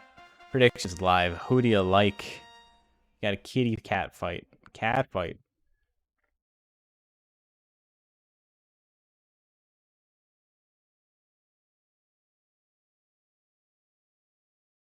Okay, so that means Santana 2 and MCGM are now tied. And they're tied with Raw and Servo. They're all at 2 wins and 3 losses. Place your bets, brochachos. Who do you like, brochacho? What do I got for points right now? I got 180. Let's go. Big sender. To get back into this.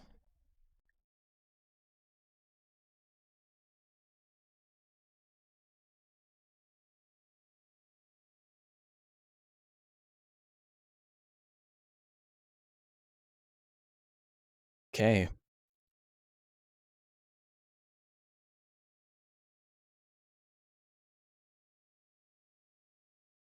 Here we go. I'm sorry for looking so disheveled today, by the way. I've said that a couple of times, but too tired after to shave. I actually picked up an additional shift tomorrow. I wasn't supposed to work tomorrow, but I picked up an additional shift because I was like, whatever, it's easy work. Make a couple of bucks. But I'm still gonna have a little bit of time to work on my video, and we're still gonna have the league tomorrow. Kiss misses. Diving press 47. 115. Cat's still in it. Under 45 punch. Oh, the double kick. Do we see the triple kick? We don't. Kiss at 80. High kick at 82. 85, sorry, 75. Lands it again. Not enough time for Astrid to come back. Gets the grit. Stretches on him. It's not enough.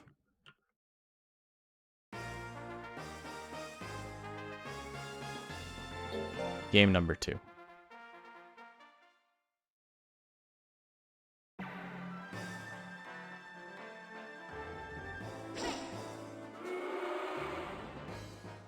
Gotta go 99, everyone. Well, thank you for the gift subs, Rosa. Appreciate it. Damn, the one-hit KO on diving press? Well, we got a game 3.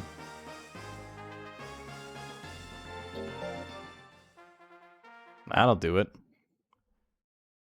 That's what I bet on. I bet on that shit. Astrid's been hella lucky. Not so much. I think Astrid's been landing attacks that it's supposed to land for the most part. It's in a bracket without a lot of monsters with... Sorry, it's in a bracket versus a lot of monsters without a lot of life. So, even though it doesn't do a ton of damage, it has been able to get a lot of KOs. Anger right now is pretty good, as long as it doesn't get withered again. Oh, doesn't do anything. Doesn't punch. Doesn't do anything. Gets kicked. No second kick. Diving press lands at 50%. Cat gets the grit. It's not over yet. Crit high kick can win this. Kiss will not. Neither will a normal kick. So Astrid wins that one 2-1.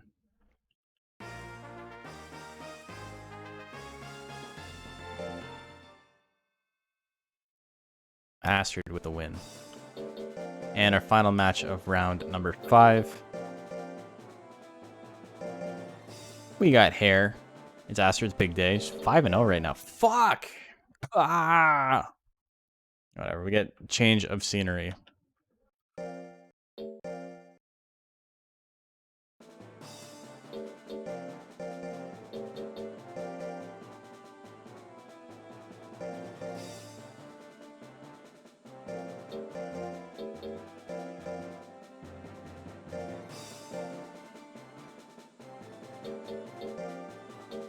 Hare and Amuro. Get a new tournament area. Oh, we got the IMA, FIMBA. We got the, what's it called? Is it the Torbil Arena? That's what it is. The fancy one. Look at that. They got waterfalls. They got a nice water feature all the way around the arena.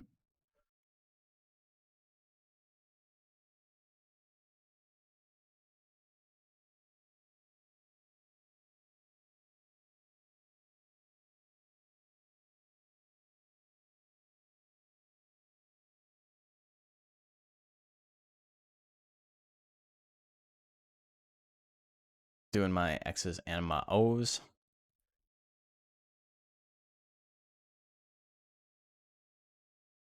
Okay. 5 seconds left.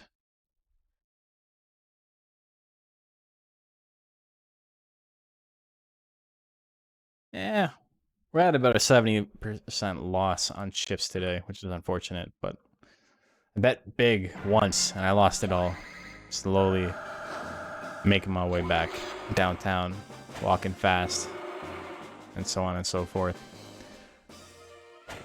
Ooh, the back blow misses again. Muro in a pretty good spot. It can attack, its opponent cannot. For a little bit anyway. Kung Fu Fist gonna hit at 54%, only 50 damage. Move always looks like it's gonna do more damage than it does. Low kick lands for 108. And keep swinging if it wants. That's exactly what we see. Gotta watch out for Hair's power. Doesn't proc power. Lands another Kung Fu Fist and crits for 103 damage. Ooh, Amuro in range to die to another Kung Fu Fist. Crits for 87. That may have been a damage roll. Laser Cutter at 44. That's not what was needed there. That was super overkill. There's the grit. But there's not enough time left. Amuro is going to win. 6 life to 1 life. That's the second time he's won by that exact same ratio.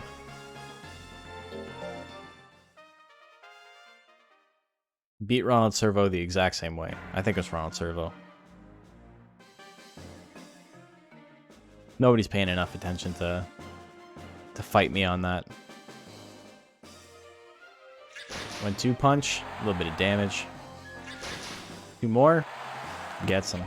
Hammerfall Retaliation misses at 50%. Both in the 60s for their guts. Who's going to attack first? Kung Fu Fist at 56 hits him. Look at those cockfight blades. You know, the little chicken leg blades. He's got him. Oh, back blow. That'll do it. Gotta pull for the Gundam here. How do you know the rabbit's not a Gundam?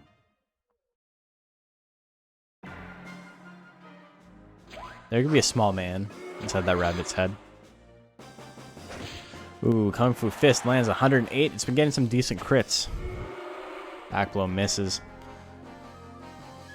Amuro literally only needs 1 laser cutter here. But it does not have the best chance to hit. Goes for it anyway, 42%. It whiffs. Amuro's in a little bit of trouble now. Back blow misses at 51. Both in the high 30s. Amuro's going to get first chance to attack by a slight margin. Misses the Hammerfall. Hair's turn. What's he got? You're a fan of Hair, probably not gas. That's not what you're looking for. Punch misses again. Hair just dodging everything. Hits the back blow. That'll do it. 2-1. The rabbit takes it.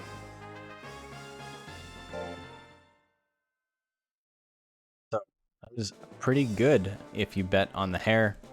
About a 3 times payout there. It's pretty sick. So Hair with the win over Amuro. And after 5 rounds, that's what we're looking at. Astrid with a 5-0 record. Hair's got a 3-2. Amuro's got a 3-2.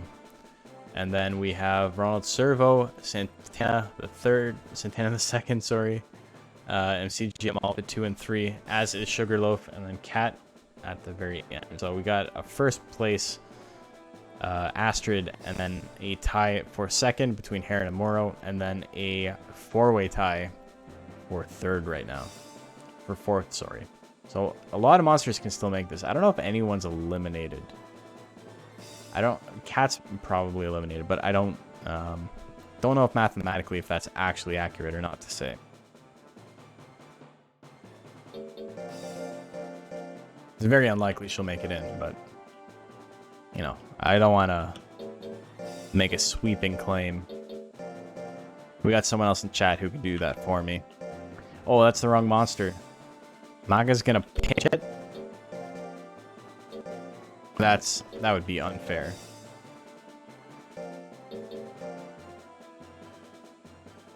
Okay, we start round 6, our second last round.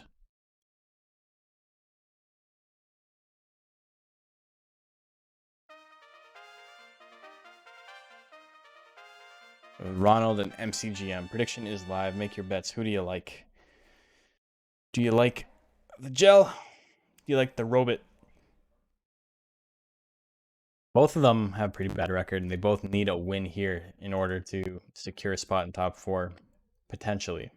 A loss here kind of guarantee will not advance. So this is a match that matters quite a bit. It's an interesting one. You know what that means, folks? It's going to be a blowout. No, Just kidding. I do think this one's hard to call. I don't know who I would pick in this one.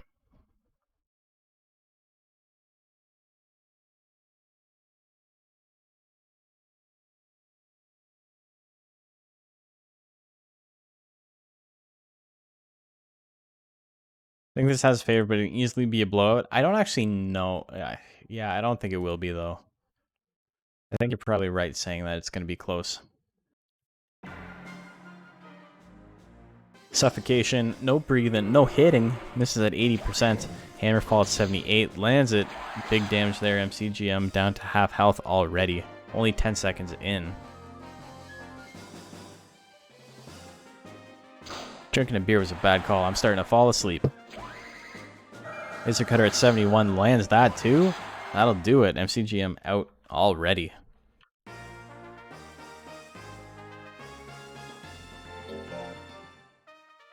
Okay, well, that was a quick game one.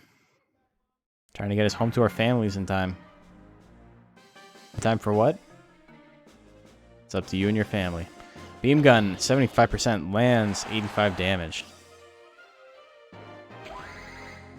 Laser Cutter at 69% misses. MCGM in a pretty good spot now. Ooh, hits a suffocation. You see a little stanky leg sticking out, but he did not like that. Angry Hammerfall. Decent damage, decent withering. There's the anger, though. MCGM going to do a lot of withering on this hit. Didn't outright kill, but did so much withering that Servo is in trouble. MCGM is going to get a chance to attack again. Anything he hits with will kill here. So it really just comes down to Servo beating the odds and dodging. And that's not what he does. Does he grit? He doesn't. MCGM forces a game 3.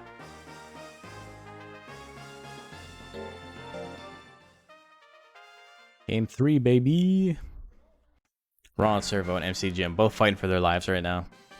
Beam Gun 75%. Hits. Decent damage, decent withering. Beam Gun is just a great tech. Matt trying to reverse the curse. You know, can't blame him for doing so. Hits the suffocation at 96%. Servo still in the 50s for his guts. Hammerfall at 77. Lands it. 152. Both monsters in high 30s. They're going to hit 45 around the same time. Who's going to attack first? Angry Suffocation will be really bad. Hits the low kick. It's not enough to kill. Suffocation with a guts lead. And a crit. That'll do it. MCGM wins it 2-1.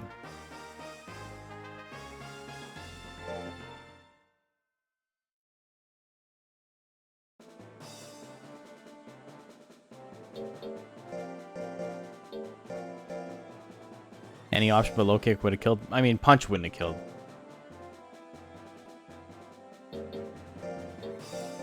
That's worth noting.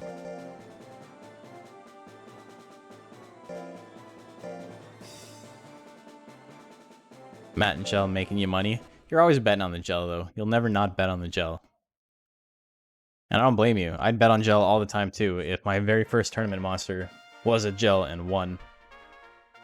Does the punch have a little bit more force? I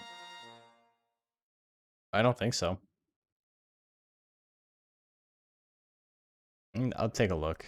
I don't know if it's been changed. I'm pretty sure Heavy Chop has more force than Kick, but I don't think the opposite is true.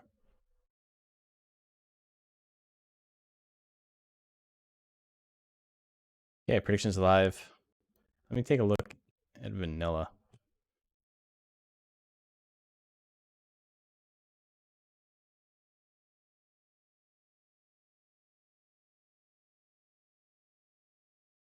Okay, I'm just going to look this up real quick. In Vanilla, Punch has 13 force, Low Kick has 15 force. Oh yeah, Kick has 19 force and Heavy Chop has 18 force, but Heavy Chop has a higher hit, so I usually go with Heavy Chop over Kick, personally. Kick's pretty close to C force, that's pretty good.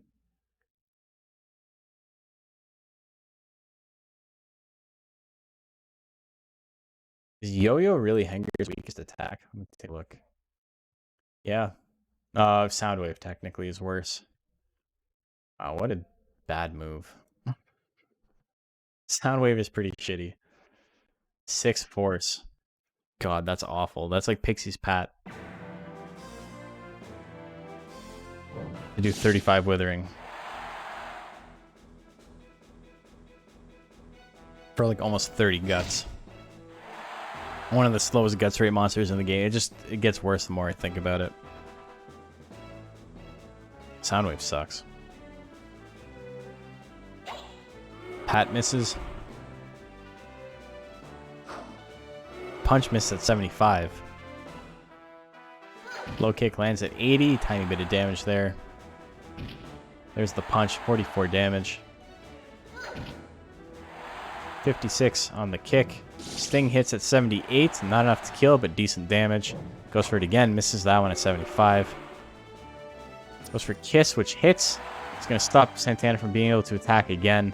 But I don't think Cat's going to get a KO unless it crits here. And it does not crit. Power runs down the clock even though it didn't need to. Santana wins by a very slight margin. 2%. Game 2.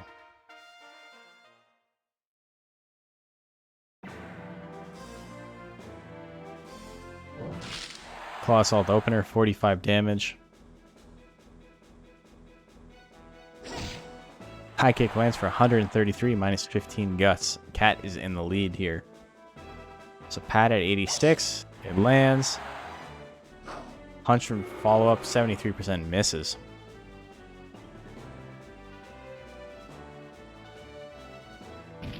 Punch lands for 34 damage.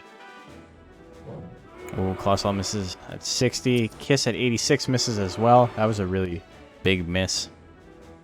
Punch lands at 91. Pat lands.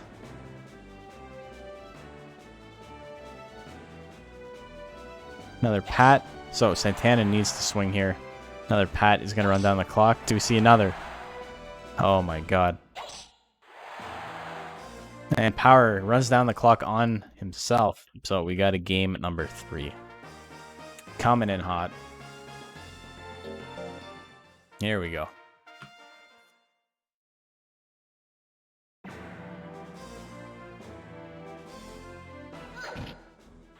Kick lands. Punch. Punch is doing less damage than the Pixie's kick. That's really rough. 54 damage.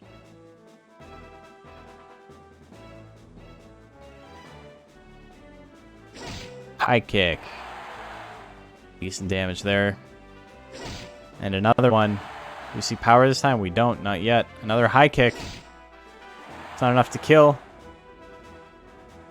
No power proc. Only using those power attacks, though. Both monsters close to 45. Who's going to attack first? Santana can get a kill with Sting. Probably nothing else. There's Pat at 84%. It lands. It's a KO. That's it. Cat's going to win that one 2-1.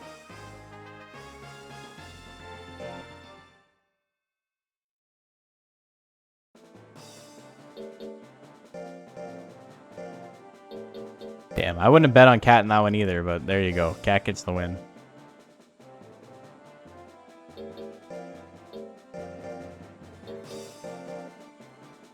Next up, Sugarloaf and Amuro.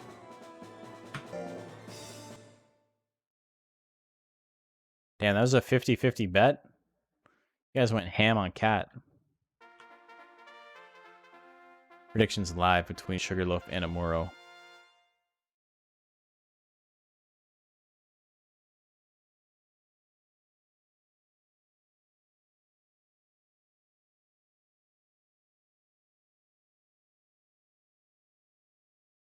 The Cat's got 2 on the board.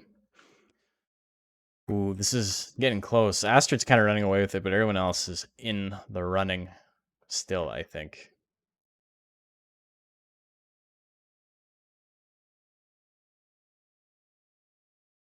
SM freaking H, man. Screaming my freaking head off. That's what that means. That's what SMH means. That's what some teens on the bus told me.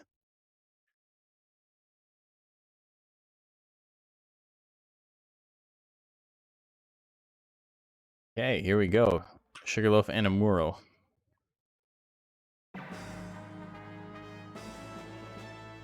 Already home from work, so not damn. Man's already home from work.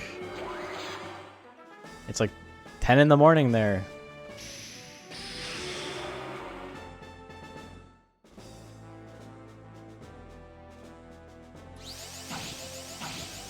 Hits the flying mask, a little bit of damage. Amuro got his little eyeball wheels. Want to become famous? I am famous. Get out of here. Don't you know who you're talking to?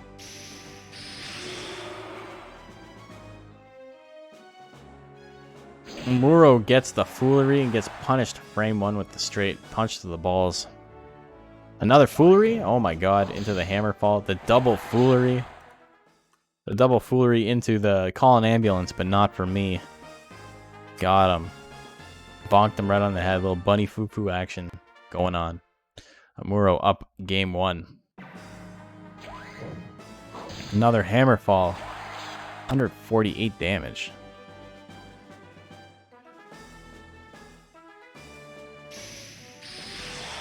Talk to Elijah Wood. I don't look like Elijah Wood anymore. I did when I was younger. What's good, brother? Hope you've been well. Thunder missed at 60%. Holy fuck. Another hammer fall? Damn, 232 on the crit. That's gonna do it. That's a quick 2-0. God damn. Everyone bet on Amuro anyway. You just look like a little Dicky. Brother, aren't you like 7 feet tall? You're big Dicky.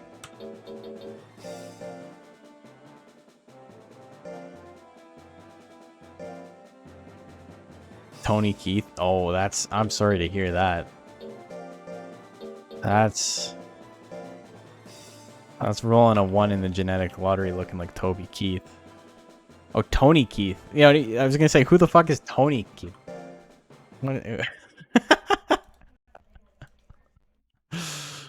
Oh my god. That's Tony the Tiger's real name. That's the deep lore. The serial lore.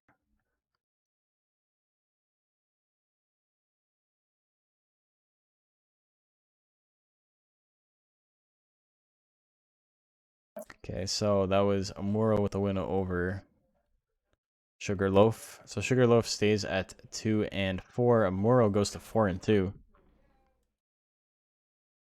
So your alias trying to pass yourself off as Toby Keith's twin brother. So you get deals on hotels and shit. I see. I see the scam. I feel ya. I'm down.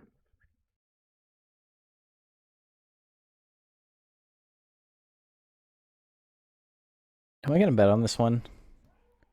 I could.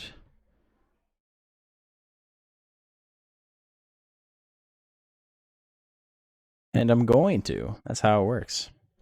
I really like you when you come to Bass Pro Shop, brother. Do you serenade them? Talk about trucks and how America's the only country or whatever the fuck he's doing. Did you see the...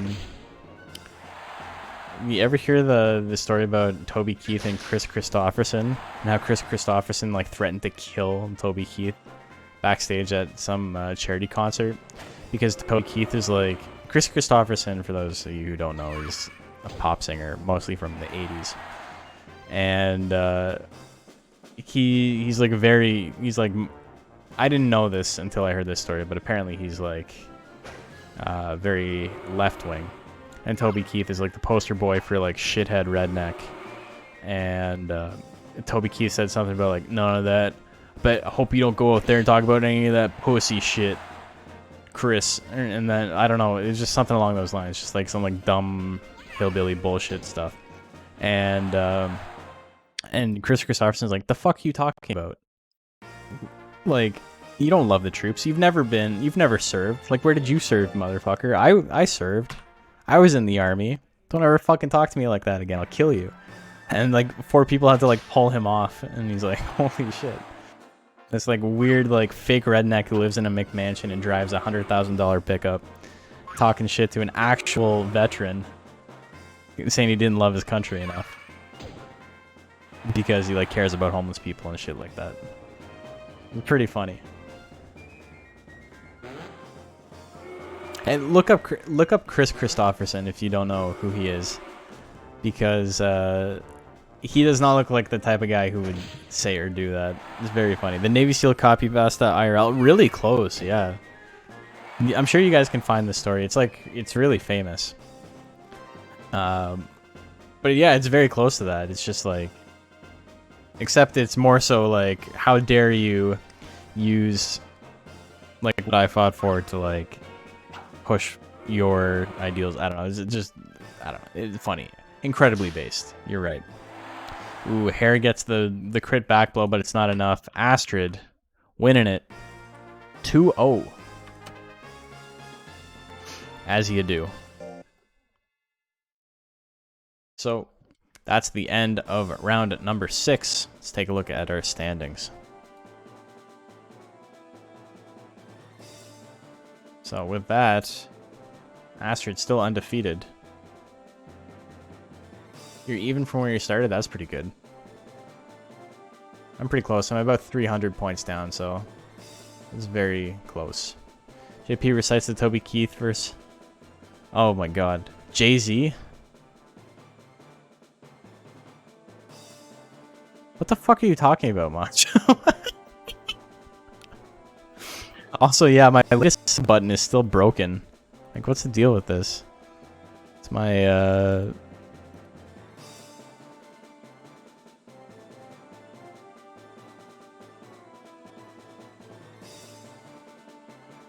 latest follower.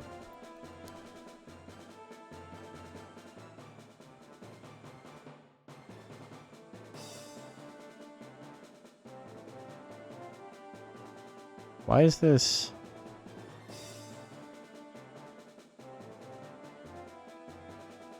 Hold on, I'm trying to figure this out.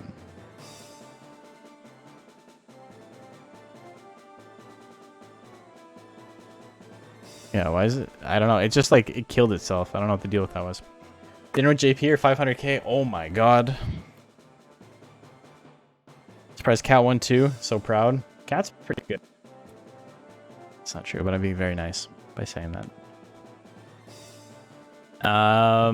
So yeah, after 6 rounds, we got Astrid 6-0, Amuro with a 4-2, Hare with a 3-3, MCGM with 3-3, and then Santana 2, Servo, Sugarloaf, Cat, all fighting for that last spot.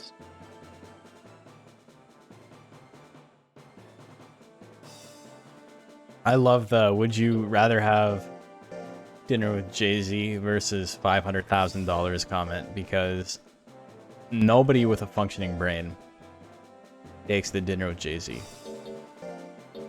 That shit is like brainworms level stupid. Do you know what he would do? Because the whole thing is, people are like, yeah, if you sat there, you could like pick his brain and he would teach you how to become like a, I don't know, like a fucking mogul or some shit. And it's like, one, is that what he's doing? Is it just dinner? Is it like a full mentorship? And two, if it's a full mentorship, you know what he's going to tell you? He's going to tell you, you should have taken the 500k, you fucking moron. That's what he's going to tell you.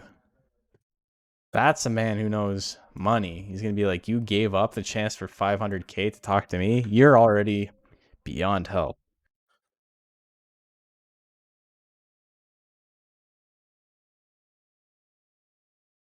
That's some dumb shit. It's like that guy who was on Twitter, and Predictions Live, by the way. Did you see the guy who was like, most people, if given the option between $50 a month or a $1 million lump sum, would take the $1 million lump sum?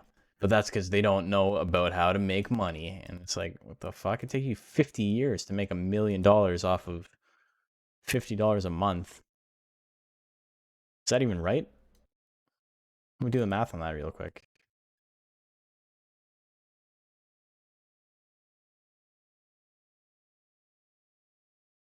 No.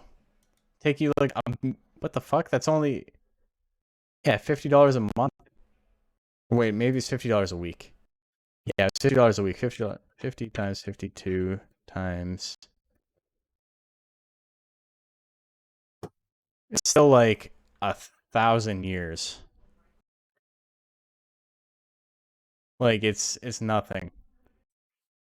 And the thing is, you just put $1 million in the bank, and you're making more than $50 a week in interest.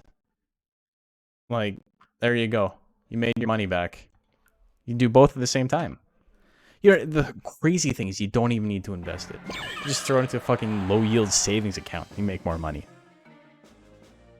There's no one in the world that would take $50. And if they do, well, that's not true. A lot of people would take $50, but it's because they're like legitimately incredibly fucking stupid. What was really funny about the whole argument was the guy was like, you guys won't take the $50 because you don't understand how passive income works. And it's like, buddy, I understand how passive income works. That's why I take the $1 million. That's still passive income. Like, it's just a lump sum. Throw it in an account. Still passive income. I think you don't know what that word means. $50 a week can't even sustain you a week. No, really it can't. $1 million lump sum, brother. Easy. You just live the first couple of years exactly the same as you're already living. I mean, who's giving you the money doesn't matter. It's not... That's not part of the hypothetical, right? It's supposed to be for the rest of your life. But the point is, you put $1 million in the bank, you make more than that in interest.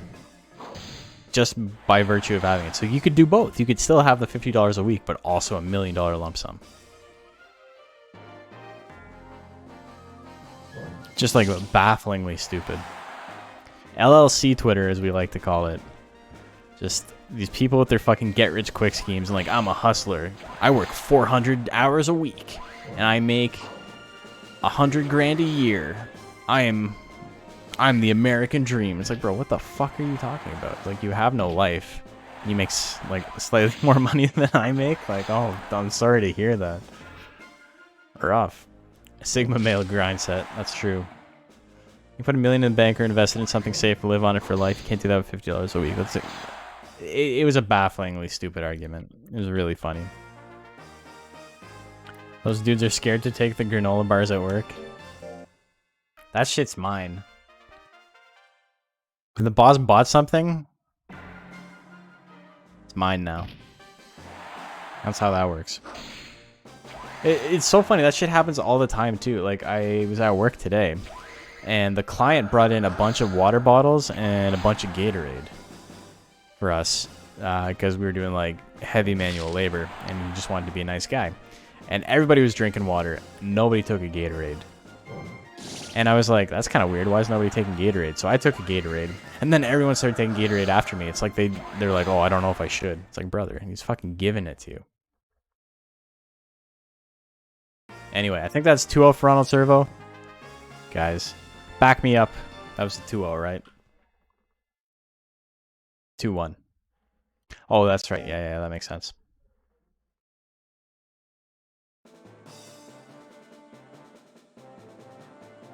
Okay.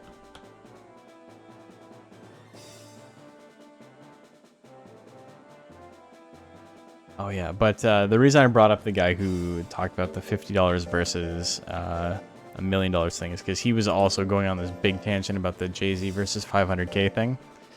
And in all the comments, he was posting links to like businesses he owns and shit like that. He's like, here's how much money I've made in the last 6 months. And it was like 40 grand, and everyone's like, so you mean you make 80 grand a year, is what you're saying. Like, it's not like it's no money, but is it really that much to like brag? Like, I made 40 grand in just 6 months. It's like, cool, man. So did I. Like, that's what I make going to work.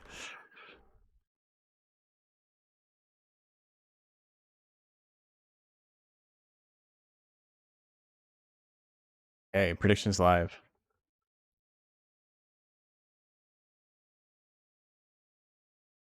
Yeah, it's been hard with like, it's been nice that I've had a chance to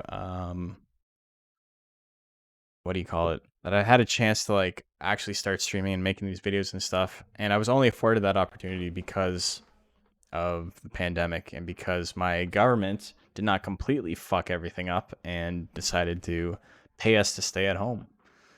And so that was nice, and it wasn't a lot of money, much less than I make normally.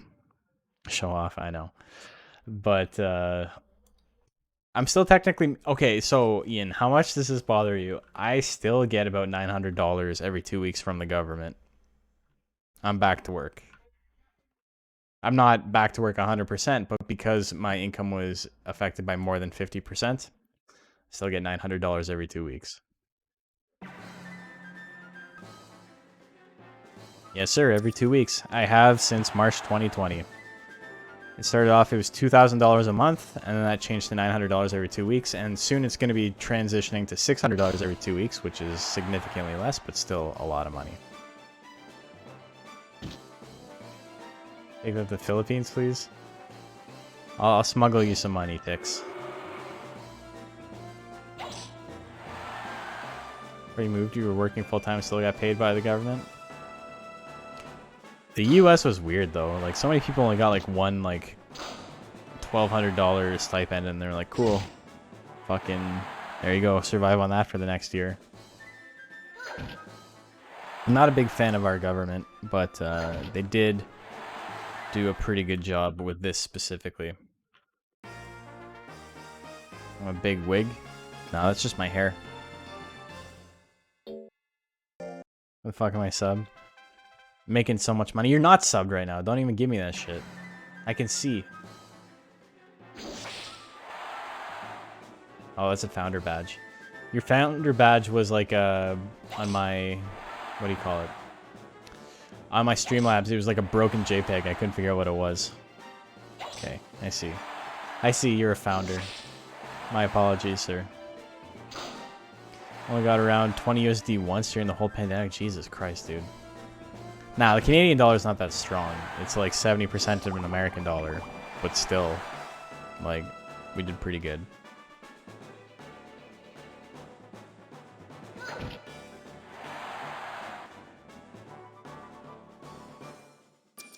Kiss lands, not going to be enough damage. Cat's going to have one more chance to attack here. I don't think MCGM is, though.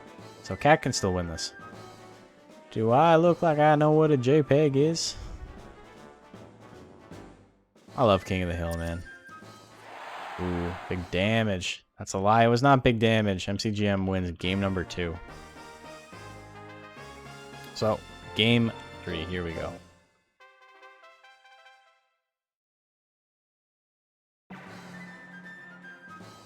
Founder, and you gave me training tokens 5 years ago. Ooh, that's true. You did. Because you couldn't use them. You're like, I'm not going to need these.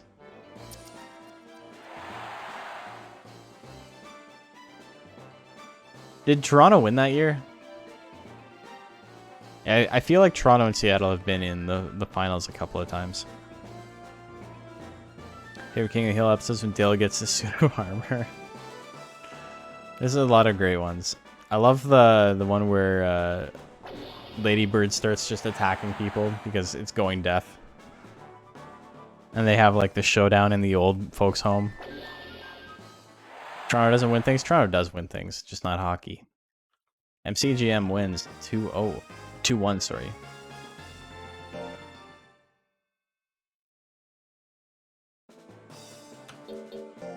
We have a rugby team that was really funny, like a pro rugby team. And the way that European sports work for the most part is that when you enter a new team, it's much like the way the league works, where you go into the lowest level of play.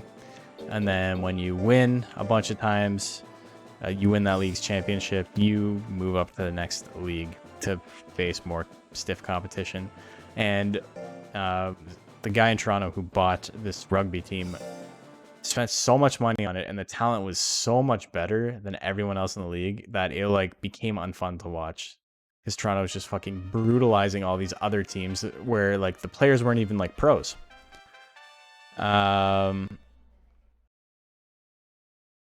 What do you call it? Like the other players are just like guys who also play rugby for like a case of beer, but they had to fight like this pro team, or this team full of like ex-pros and some other like good prospects and stuff like that on the Toronto team, and they just got fucking murdered. And so Toronto moved up to the next bracket of competition and got absolutely slaughtered. There was like, they could no longer hang. It was pretty funny. Or not necessarily no longer hang, but they won a couple of games, but it wasn't like the clean, like perfect season like they had before. In 2017, don't think we met up that year. 2017, yes, that's true. Yeah,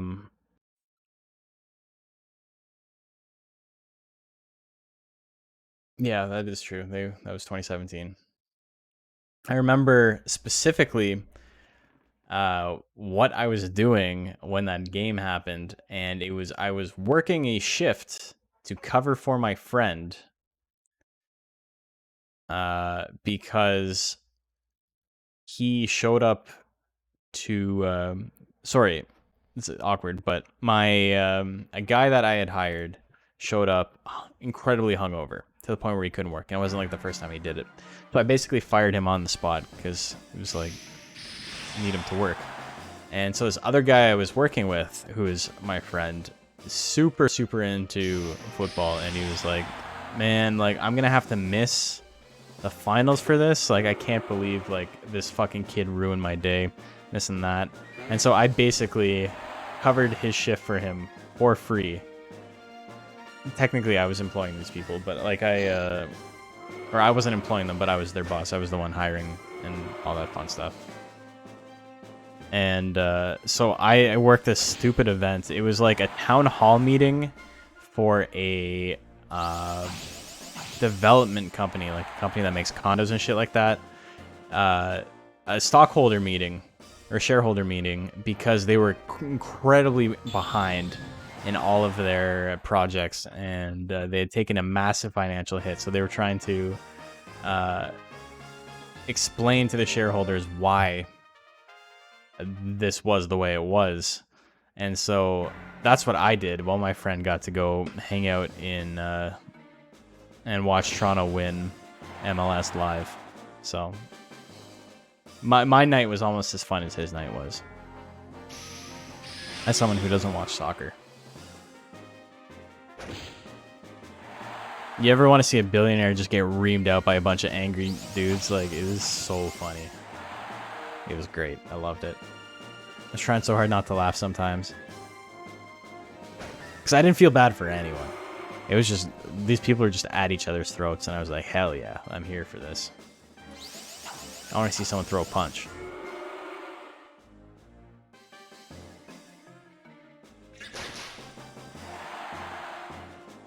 Also, I really apologize, guys. I'm super out of it. I keep forgetting to pay attention to what's happening, so I don't actually know. Was it hair?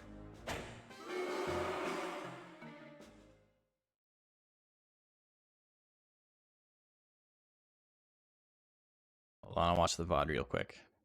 It's 1-1. Thing is, I can say anything, and you guys will just be like, no, you're wrong. And that's good. I appreciate that.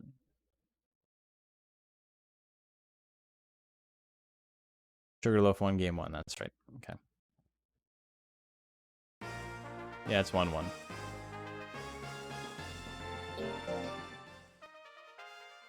Okay. Got one more game here, one more match after this, and then we got our top 4. So we're getting close to the end.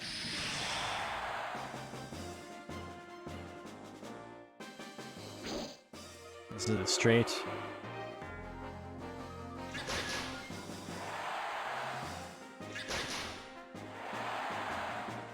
Speaking of trying so hard not to laugh story, we stopped at a gas station yesterday while on the road in the candy section. Some dude stomps up to the counter and goes, I didn't drive all the way from New fucking Jersey to poop in a toilet that doesn't flush. Oh my god.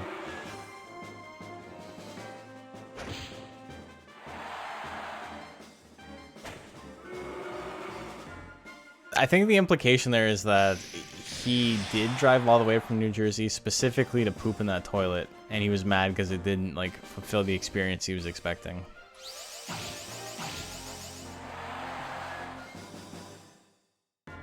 So that came all the way here. That's it. Back to Winnipeg. Hare's going to win that one. So that's going to eliminate Sugarloaf from contention. Hare still got a shot at 4 and 3. But the one we've all been waiting for, Astrid versus Amuro. Will Astrid get the clean sweep, the 7 and 0?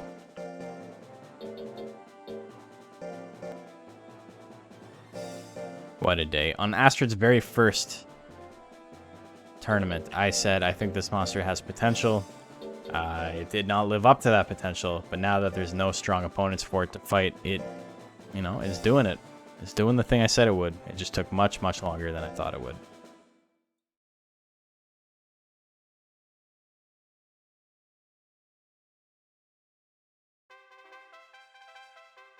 So this is our last match before top 4.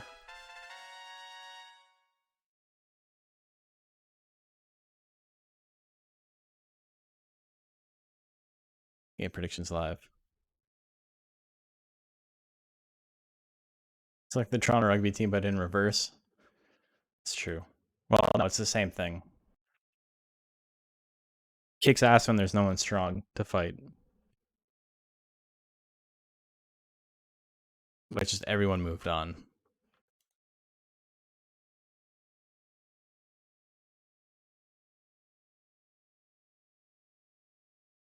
Okay. What are we at on the timer? You got 29 seconds-ish. Up to 700. Nobody likes Amuro in this. Damn. 10 seconds left. Get your bets in.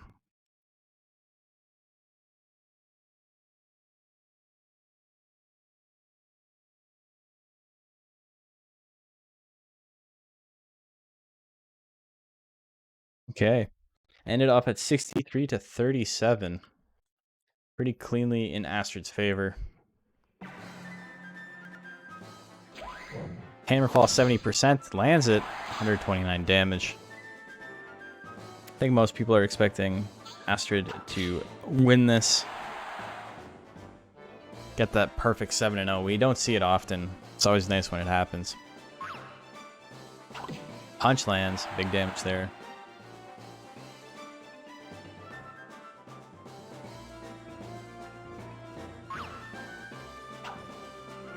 Punch misses. Damn, okay, that was quick. Astrid with the KO.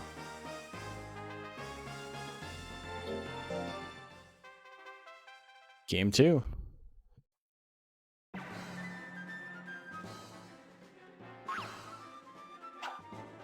Astrid misses the punch. Muro with the hammerfall. That's going to whiff as well. 73% miss. Unfortunate. Oh, diving press. 148.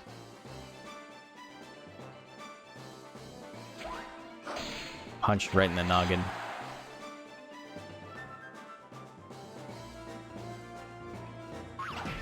Leaping kick. I think that's the first leaping kick we've seen all day. And it secures Astrid's reign of terror. Winning that one 2-0. So, that's it. That's all she wrote for top... Oh, for not top 4. For the... Whatever the opposite of top 4 is. The round robin. There you go. I know words. It did the thing again. My Streamlabs is really fucked up today. Why are you on the wrong screen?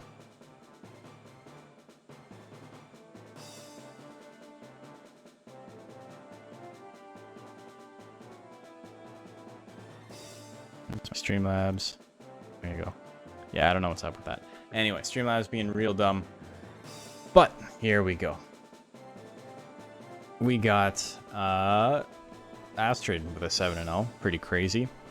And then we got Hare with a 4 and 3.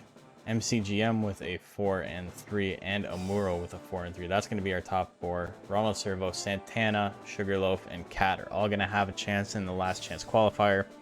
But they will not be moving on today.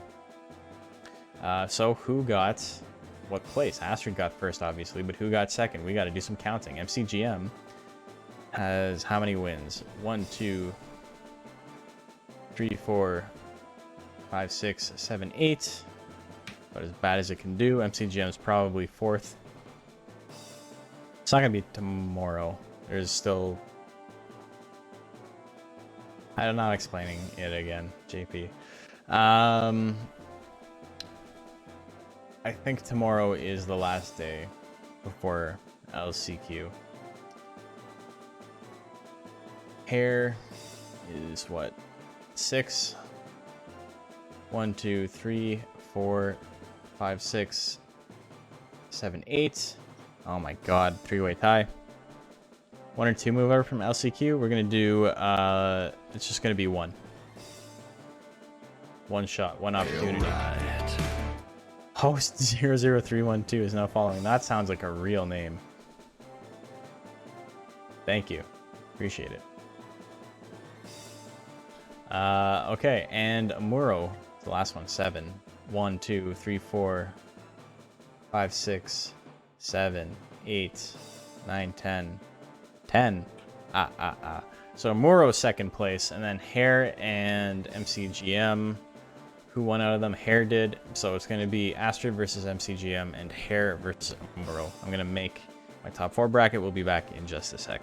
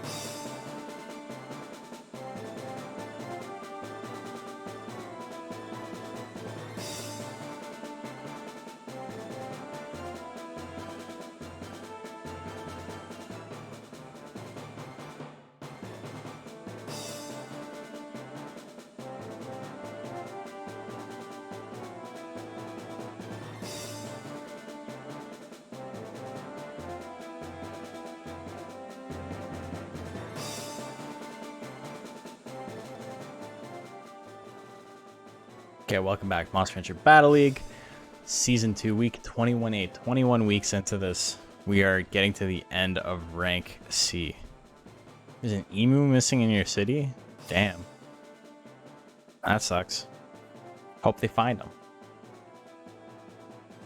But yes, we got Astrid, who made first place overall in the round robin, fighting MCGM, who got 4th, and Amuro, who got 2nd overall, fighting Hair, who got 3rd. So,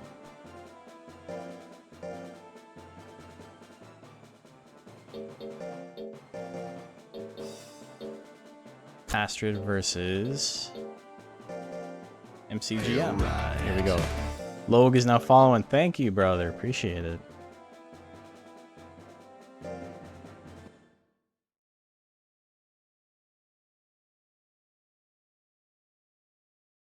Okay, so let's get a prediction going. MCGM predictions live. Make your bets. Okay.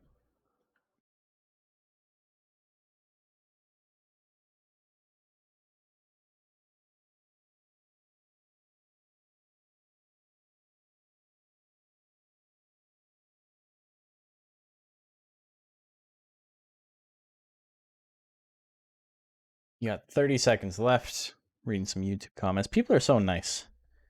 I've had a couple of weird YouTube comments where people like obviously didn't watch the video, or they ask a question and it's like, that's a weird thing to ask. But for the most part, people are just like, hey, you like this stuff. And so I'm in a nice spot right now where I'm not big enough where I get fucking weirdos. Everyone is just like, I enjoy Monster Rancher and I'm happy you're making content. And that makes me, it warms my cockles, you know? They're all toasty. Except JP. Yeah, but I mean, JP means well. He just doesn't know any better. Astrid and MCGM prediction is closed. Punky chips ahoy. Oi, oi, oi. JP getting resentful in the comments. Beam gun 77% misses. Goes for it again. He's like, fuck it. Oh, the double beam gun miss? You know what? Maybe Astrid is getting lucky. Maybe JP's onto something. Don't tell him I said that.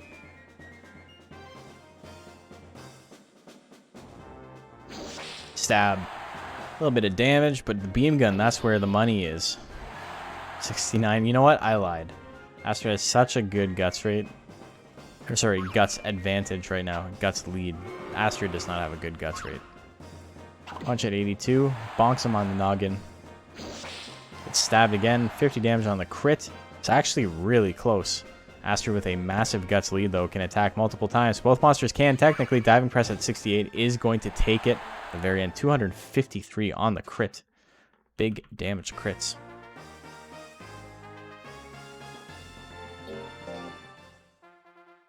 Game 2.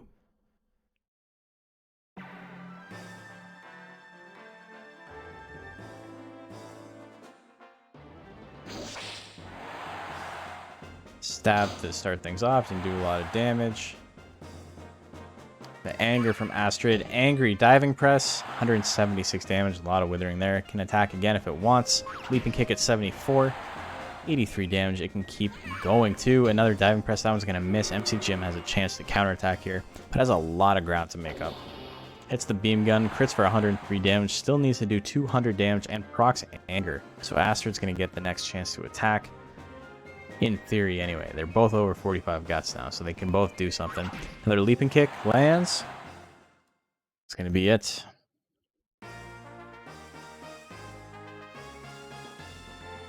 So, Astrid wins that. And moves on to winners finals. Next up, we got Muro and we got Hare. Astrid's AI there almost looked like a player. Sorta. There were much cleaner options it could have had.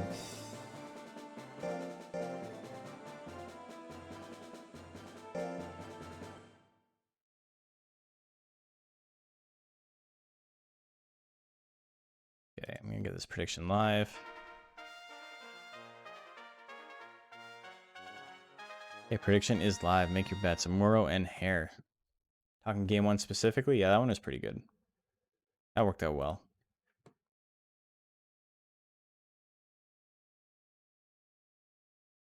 All of these monsters today looking kind of clean. Who's going to advance, though?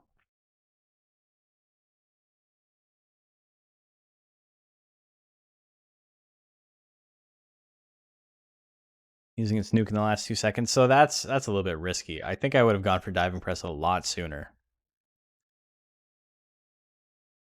If I was playing that, but yeah.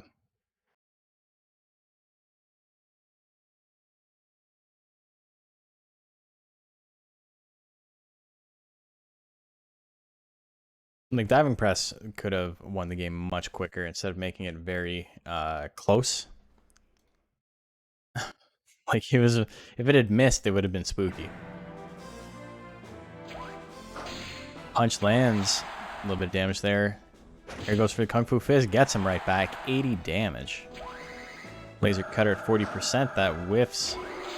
Hare's looking mighty fine right now. 82% on the 1-2 punch, doesn't do a lot of damage, but it's pretty nice. Misses the gas at 74%. Kung Fu Fist again, hits that one. At least he's hitting what matters. Muro into the green. Almost has enough guts to attack. Hare still sitting clean at 55. Laser cutter 39% lands. It doesn't matter how much guts you have. Gets the grit though. So he's not out of it yet. He needs a KO though. That's where we're at. And that's exactly what we're going to see. Hare with the grit comeback. Muro so close to advancing. So close. Needs a win here, though.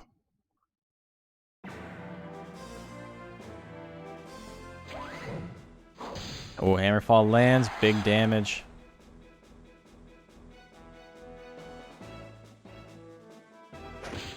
Kung Fu Fist has not missed. William Robinson just subscribed. That's on YouTube. Thank you, Will Robinson, if you're watching this on YouTube later. Attaching my YouTube was a mistake because apparently my alerts get all fucked up because of it. To be fair, all of my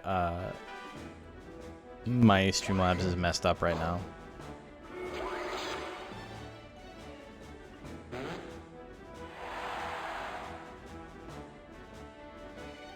Oh. It's a completely different thing. I'm gonna have to make a thing for that.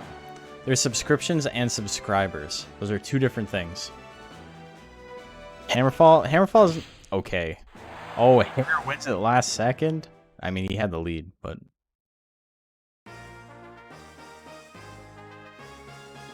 Curse you. Moro shakes his fist at the sky. Lift your skinny fist to the heavens like antenna. Poor Moro. Anyway. MCGM versus Amuro. Losers. Round 1. One of these monsters gets eliminated right here, right now. Did it gas him for the win? No, I think Hair already had the win at that point.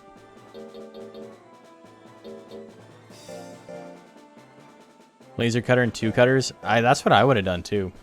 That's what what do you call it? That's the Neowise build. It worked very well. Agile's Neowise build was fucking spooky. Big spooky. Did the Withering needed to win? Well, I mean, that's assuming he would have landed his next attack here. There's a lot of stuff there.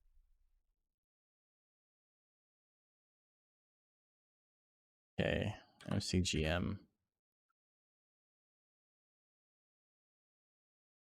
2 cutters is wild, though. 2 cutters gives you so much. Okay, predictions live between MCGM and Moro.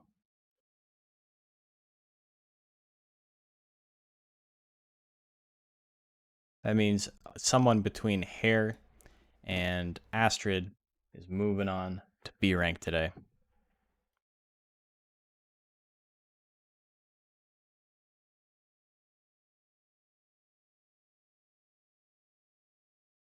Heavy Chop's pretty good in HM. I like it.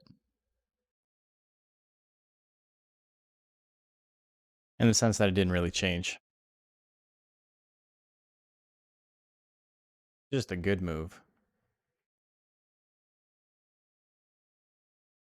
I think a lot of people run kick over it.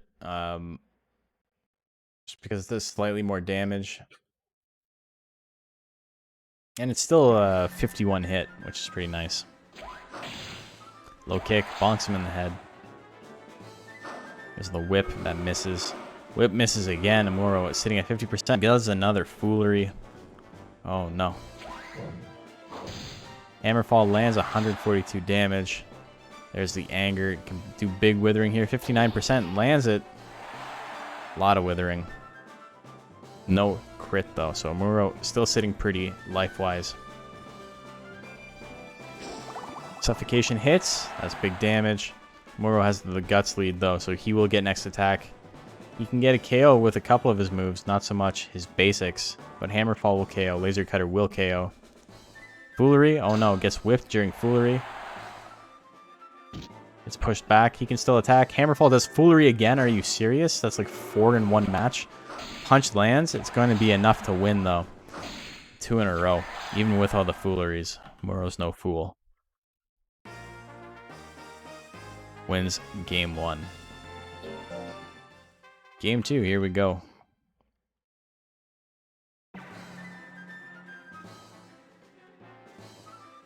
Big stab, misses.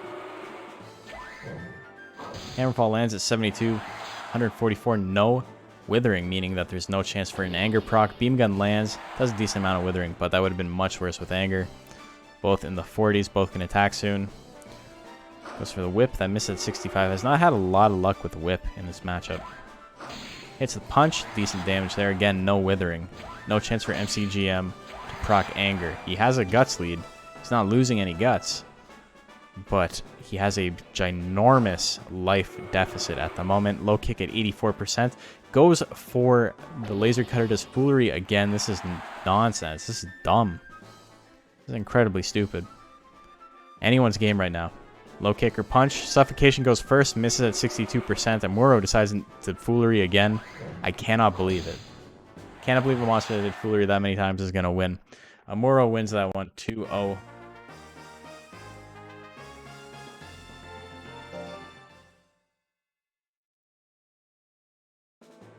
If you're a Zanaga fan, your boy's still in it. Fooling around but winning anyway. Fool around and find out. Fool around and find out that I'm still the best. Anyway, we're into our winners finals. One of these monsters right now advances. We got Astrid and we got Hare. All matches from this point on are best 3 of 5. Prediction is live. Make your bets. Who do you like? Do you like the rabbit or do you like the cat?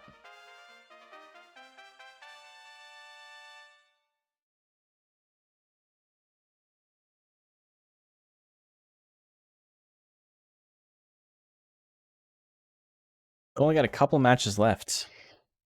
We will have more bets tomorrow. I'm realizing I gotta make a thing for my YouTube followers now that I've got a YouTube follower thing popping up. It's weird.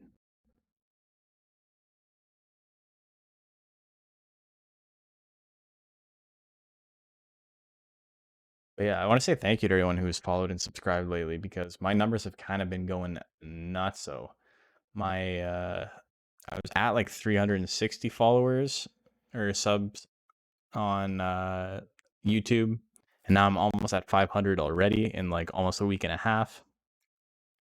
And on this, I had barely hit 500 about 2 weeks ago. Now I'm at like 550, so that's going pretty well too. 10% gain there and like a 50% gain almost on YouTube, which is sick because I haven't done anything on here. People are just following. 1.8k to 1.8k. Pretty even. Kung Fu Fist lands 72%. You guys don't know who you want to win this. No clean favorite. Diving Press missed at 42%. Astrid still has the anger, so it's going to still have a Gus advantage coming out of that whiff. Ooh, Perforate misses as well. Hare in a good spot. And the Diving Press misses again. Hare has a massive Guts lead. Not a thing you see in rank C very often because there's not a lot of really expensive techs. You often don't see a 30 to 40 Guts lead. Back blow, you can do it again. Oh, yuck, I'll do it again. It's the Kung Fu Fist, 72%. Astrid in the yellow already. Kung Fu Fist lands again. Grit comeback. It's possible. Wow, I Porky Pigged that one. Not with punch, but a crit diving press would absolutely have potential to kill with that Guts deficit. Hare wins game 1.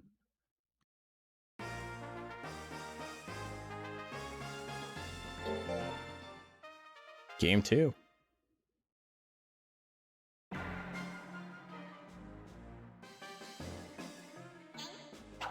Ooh, Perforate misses 47%. Diving Press is only sitting at 36%. Gets hit with the 1-2 punch.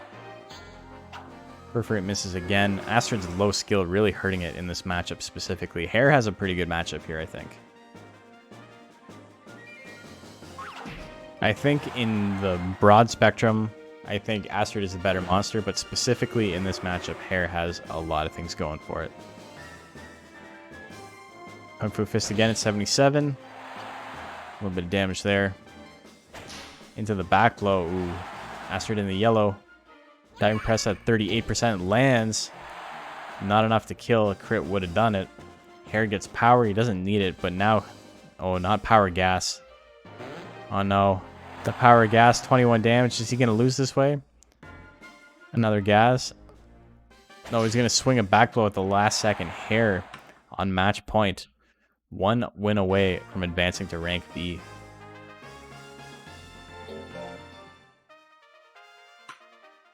What's good for MCGM and whoever else doesn't make it out right now, they are positioning themselves in a pretty good spot to have good seeding for the last chance qualifier.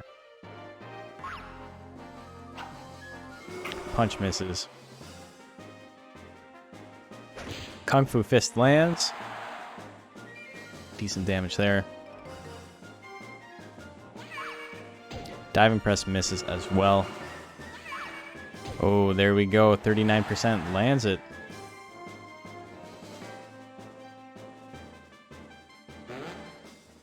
Gas. Not what Hair wants to use ever. It's the leaping kick. It's not enough to kill. Hair can proc power. That's exactly what happens. Power back low is spooky. Power gas, much less so. Just a reminder, those are doing double damage. There's Fury. Oh, Furious Cat. Not enough though. Astrid forces a game 4. Hair still on match point. And will be until the end of the set.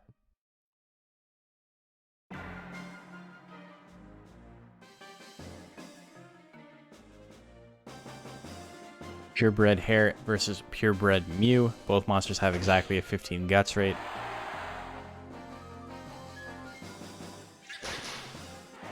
One-two punch.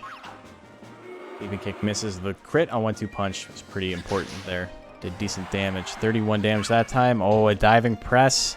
The one-hit kill. I'm telling you, it's always a potential. Comes down to game 5.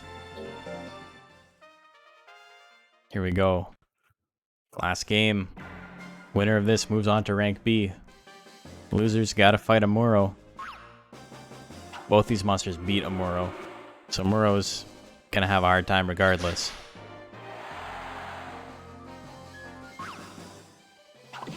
Hits the punch. Kung Fu Fist doing decent damage. Astrid has a lot more life than Hair though. The diving press lands, not a crit. Do we see a power proc? We do. No gas this time. Oh, 1-2 punch. Significantly better. Kung Fu Fist. No. Punch is gonna KO. That's how it ends. Little bonk. Astrid advances to rank B on the reverse 3-0 sweep. Oh my god. So that means we got Hair and we got Amuro fighting for the last spot. Crack Baby fighting ring, basically. No one here is having a good time. It's just everyone's upset.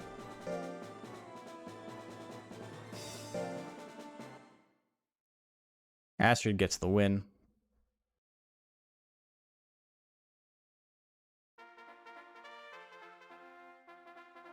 Who will advance alongside Astrid? Will it be Hair? Will it be Amuro? We will find out after this. Got 50 seconds left. Get your bets in. Who do you like?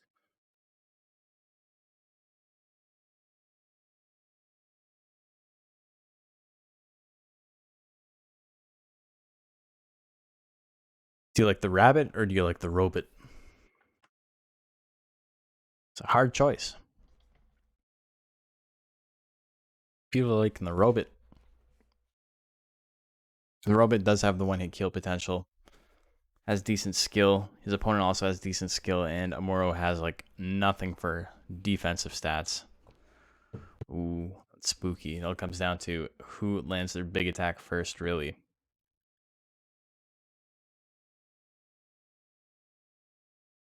Okay, here we go. All comes down to this. Back low misses at 48. Good for Amuro. Dodge that right off the bat. Has a pretty good guts lead going. About 25. It goes for punch. That lands. 91 damage. Kung Fu Fist in retaliation misses at 55. Amuro with a 30 guts lead now. A low kick misses at 65. Amuro still sitting nice with a 10 guts lead, all things considered. Hammerfall gonna whiff. Hair's turn to retaliate. Has the lead. Another Hammerfall. It lands, but Hair's guts correction is gonna keep him alive. Gas. Oh, not what he wants right now. Don't spam the gas. Back low lands. It's not enough to kill. Still sitting above 50% with it. Amuro can't really afford to get hit again. He's in a good spot, but he needs to finish it off really quick. Goes for a low kick, it misses. It's enough to run down the clock. Amuro wins game 1.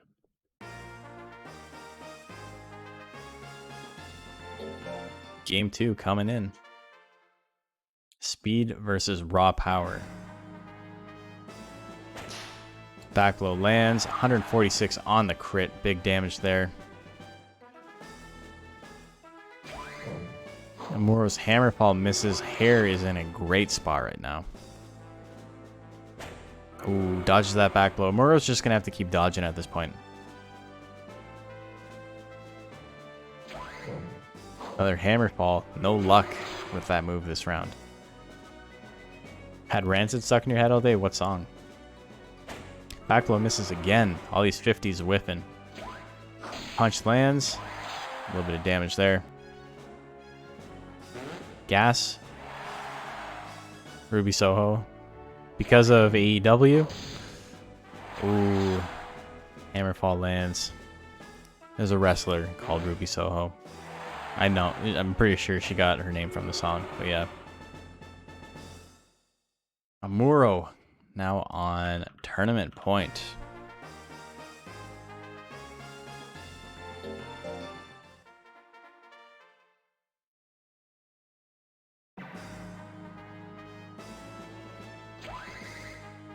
Laser cutter misses, tries to open it.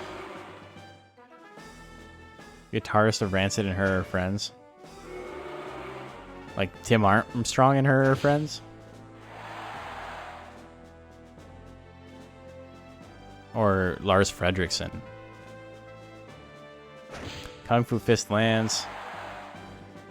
I suppose if you know one of them, you know the other one. Laser cutter lands. Is it going to be a one-hit kill? It is. Amuro. Amuro is advancing along with Astrid.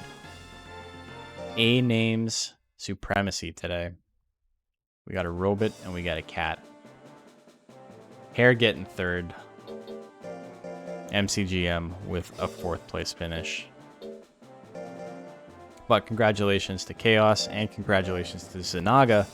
Your monsters have moved on.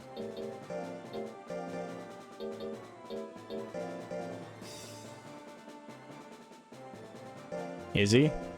I believe that. I don't actually follow much of Rancid. I find all of their solo projects to be really irritating. Like Lars Fredriksson and the Bastards is such a bad band. And like Transplants is pretty garbo. A lot of Tim Armstrong's solo stuff is also really unlistenable.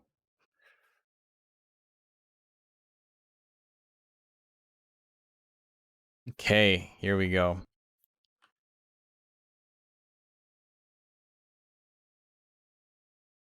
This does not surprise you that I think they're bad or that they're bad. Rancid as a band is great.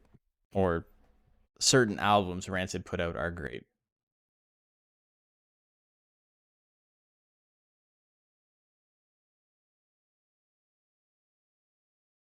Yeah.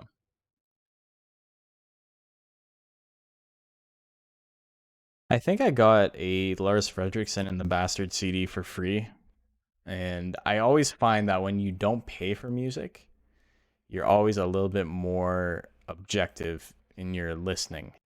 Not so much like your opinion is obviously subjective, but I find when you spend money on a thing, you find reasons to defend it. That goes for video games too. People will buy video games and be like, well, you know, I liked it. I think it's a good game. And a lot of the time it just comes down to they don't want to feel like they've been duped. They don't want to admit that they spent money on shit. And I don't think that's a thing that people like consciously realize, but like it's absolutely true. Like it more so nowadays, people are like very vocal about hating stuff. Like that's their whole personality. So I don't think it's as prominent as it used to be. But I know when I was growing up, people would defend CDs and games that they bought that like sucked ass. And me too. I did it all the time because they spent money on it. And they're like, well, I don't want to be dumb. I don't want to be the dumb guy who bought a thing that sucks. Diving press lands. Astrid wins game number 1. 2 wins away from letting me shut off my stream and go to bed. Astrid versus Amuro. Game number 2. Diving press opener. 133 damage. Damn.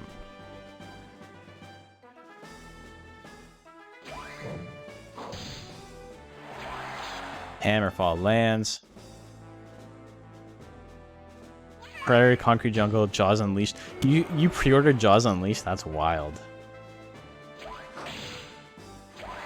Spore. Nobody could fault you for thinking Spore looked cool. Everyone thought Spore looked cool until they played it and they're like, oh, this was fun for a bit. I'm gonna go back to the character creator. I pirated Spore. I didn't actually ever pay for it, and I still was like, I hate this. There's grand finals yet. First 2 phases are create. The first 2 phases are fantastic in Spore. Ooh, there's the Grit. Is it gonna do anything? Doesn't have any time. Grit runs out the clock. Amuro wins game 2. Pre-ordered it and the next day was pushed back a year? Damn, should have been pushed back indefinitely. It made a better game. Spent that money on Monster Rancher 6.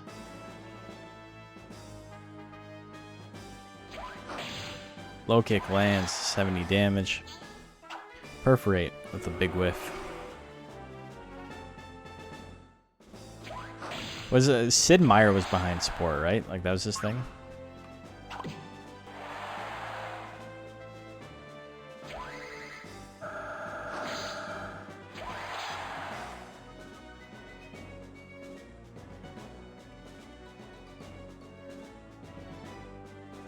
Moro in a real good spot right now. Young Freya was a big dummy.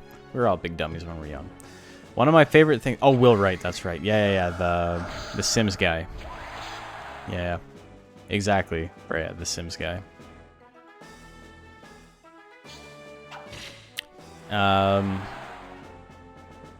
Yeah. Sucks to be him, I guess. Oh, punch. It lands so close. Amuro almost winning that. Astrid now on tournament point. Is it teabags?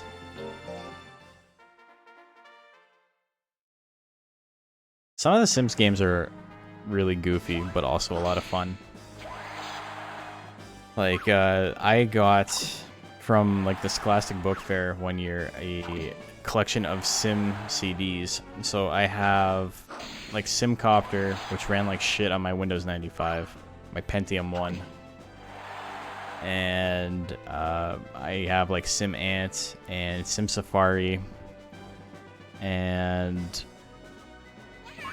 Sim, what is it, Sim Park? I don't know if it's called Sim Park. Astrid wins at 3-1, and Sim Earth. And Sim Earth was fun and also incredibly like just baffling. Have I played Creatures? Yeah, we talk about it all the time. You mean Impossible Creatures, right? Or do you mean Creatures is like there another game called Creatures? Anyway. Well, me and Matcha figure out what we're talking about. Astrid gets the win. Another game? Maybe Creatures that's in the game with the Norns and the... Oh, yeah. I know what that is. I played that.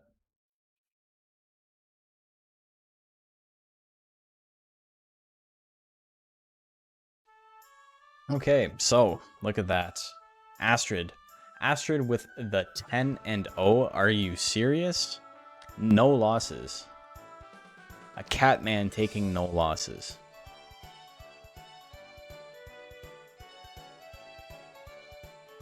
Wild. Look at that. 10-0. 7-0 in the first bracket. And then 3-0 in top 4. Congratulations to Chaos with the free wins. I guess I wouldn't say free. They were well earned, but that's a lot of points that you're gonna join. and you're gonna get those elos. And congratulations to Zanaga. It wasn't looking great for Moro for a long time, but now Moro's out, and you got to build him again. You got to build a rank B. Condolences to Bio and Matt Moore. Your monsters made top 4 again, but did not actually advance. But like I said, the additional top 4 placement does mean that you'll have better seeding going into last chance qualifier, which is something everybody wants. You'll get to fight the worst monsters in the league, most likely, and that gives you a much better chance at actually making it out.